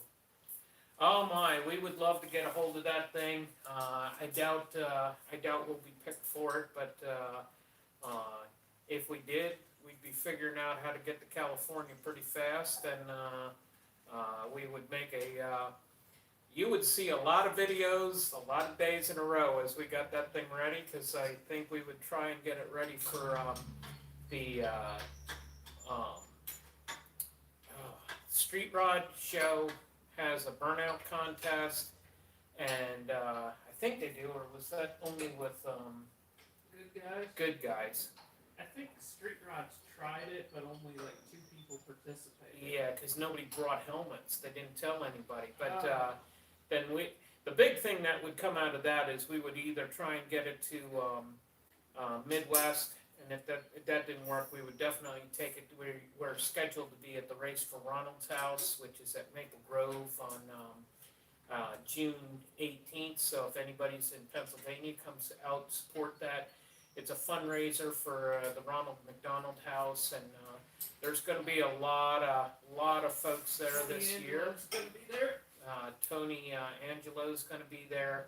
It's going to be a big time. That charity event has given 100% of the proceeds to that benefit, and that's a big deal. That's one of the ones we helped in years past make the trophies for, and this year we're going to be participating. Paula's going to try and have her truck ready to go. We're going to throw a transmission up in that and try and have her down the track a time or two. So, looking for it. Just watched the Camaro video, bummer on the 6.0. The LS, the Moroso LS pan is much better pickup than the Holly and other. That was a disappointment. That was an error that could have been caught. That engine did not get hurt to the point where we can't reuse it. It just, once you make a pull on the engine and you're pulling $6,000 plus on the thing with that little clearance, it hurt it, and so we'll pull it apart, throw new parts at it, and it'll be back in action soon. Let's see. Would you do a video on how to tune a 4200? Ooh, I'm gonna let Calvin answer that one when he comes out from under the car. Do you think that the LN2 coming out of the Cavalier is, I was thinking building a sand rail with it, or just sending it to Richard to do a live dyno session? You better get a hold of him first before you send him anything. I think his list of work and projects is pretty significant. He's about to do more work on the 3800s. He's getting ready to do some work on the 8100. What a shining light in this industry we have with him. Very wonderful person, but I wouldn't do anything without asking his permission first. On the 3.7 for a 10-second car, you absolutely do not need a dry sump. You just need to have enough oil capacity. So I think that is a rear sump engine, and I think it's a 6-quart pan. You may want to. That's the 5-cylinder. It's a 6-quart pan. Yeah, you may want to just add a little extra oil to it, but no, you do not need a dry sump for that engine. Cavaliers are pretty low. Yes, they are. Always think to go sideways. But yeah, if you've got to take the engine all the way down to as low as you can get it, you may have to do a dry sump. It's just not a cost we would choose to incur. You know, we're even looking at doing a wet sump on the Datsun. When we take that thing land speed racing, we'll switch it over to dry sump, but that's because you're using so much oil gets trapped up in the engine, you end up at risk of not being able to get it back to the pan. So we'll put some of the stages into evacuating the top of the head, getting it to the primary sump so that we don't starve the engine. Lasagna's ready. Lasagna's ready. Well, you need to talk to Junior here. Junior? Okay. Or do you want to bring it out while we keep working, or don't want to damage the pan on, since it's pretty nasty roads. Yeah, I have no idea what they do out there. I know that when we've done drag week 4 times, and there were some roads that we went down that I was absolutely convinced the pro mods were going to shatter going down, and I was amazed that they made it through. And you have to be prepared for some pretty tough conditions on any drag and drive event. They're not going to send you down the most not all the roads are going to be pristine and smooth. Okay, well, questions? There was a question I didn't answer about. Doing a video on 4200. Yeah, that's up to you. Yeah, I mean, tuning a 4200 is a little different than tuning an LS, but for the most part, it is pretty similar. But I always find it hard to make those type of videos without just completely losing all audience retention. You know, it's hard to go into something so nerdy. But a lot of people have asked for it, so maybe it would do better than I think. Yeah, that would take some time to put together, but I'll consider it. Yeah, definitely don't want to damage the panel on rough roads. Yeah, put it up a little bit. Yeah, there you go, right there. That's good. Okay. All right. Okay. All right. Let's.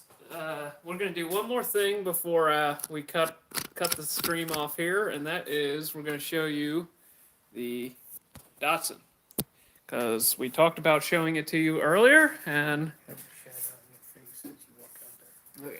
So we're gonna walk over to the Datsun because a lot of people have been asking about it. So, as you guys can see here, the Datsun is in a similar state as to what it was when we did the intro video, but we have cut the box tubing out of the crossmember here and replaced it with a tube in order to lighten the thing up.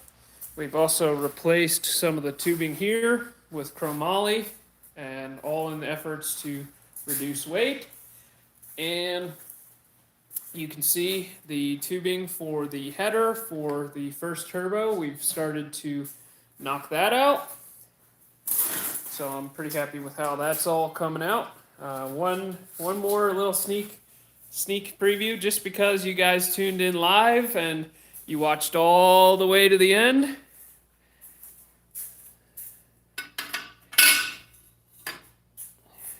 "12 injectors. Yep, we're going with 12 injectors. So you can guess what the reason for that is. I'm not going to tell you because it's pretty obvious. But I had this piece made through a CNC machining service, and we are going to weld that into the intake, and this engine is getting 12 injectors. So I appreciate everybody tuning in. Thanks to everybody that tuned in from all over the country and all over the world, and it was good hosting everybody. I thank you for all your questions, and thank you for subscribing and viewing the channel. Thank you for joining the channel. Yep, thanks for joining. Yep, and it's dinner time, so Lasagna's hot. yeah, lasagna's hot, so we gotta go eat. And if you are a content creator, make sure that you go over to John Wilburn's channel. They're gonna have a content creator workshop where they're gonna discuss ways to get more views on your YouTube channel, and so make sure you go and tune into that. And we'll see you at the No Name Nationals. All right, see you guys.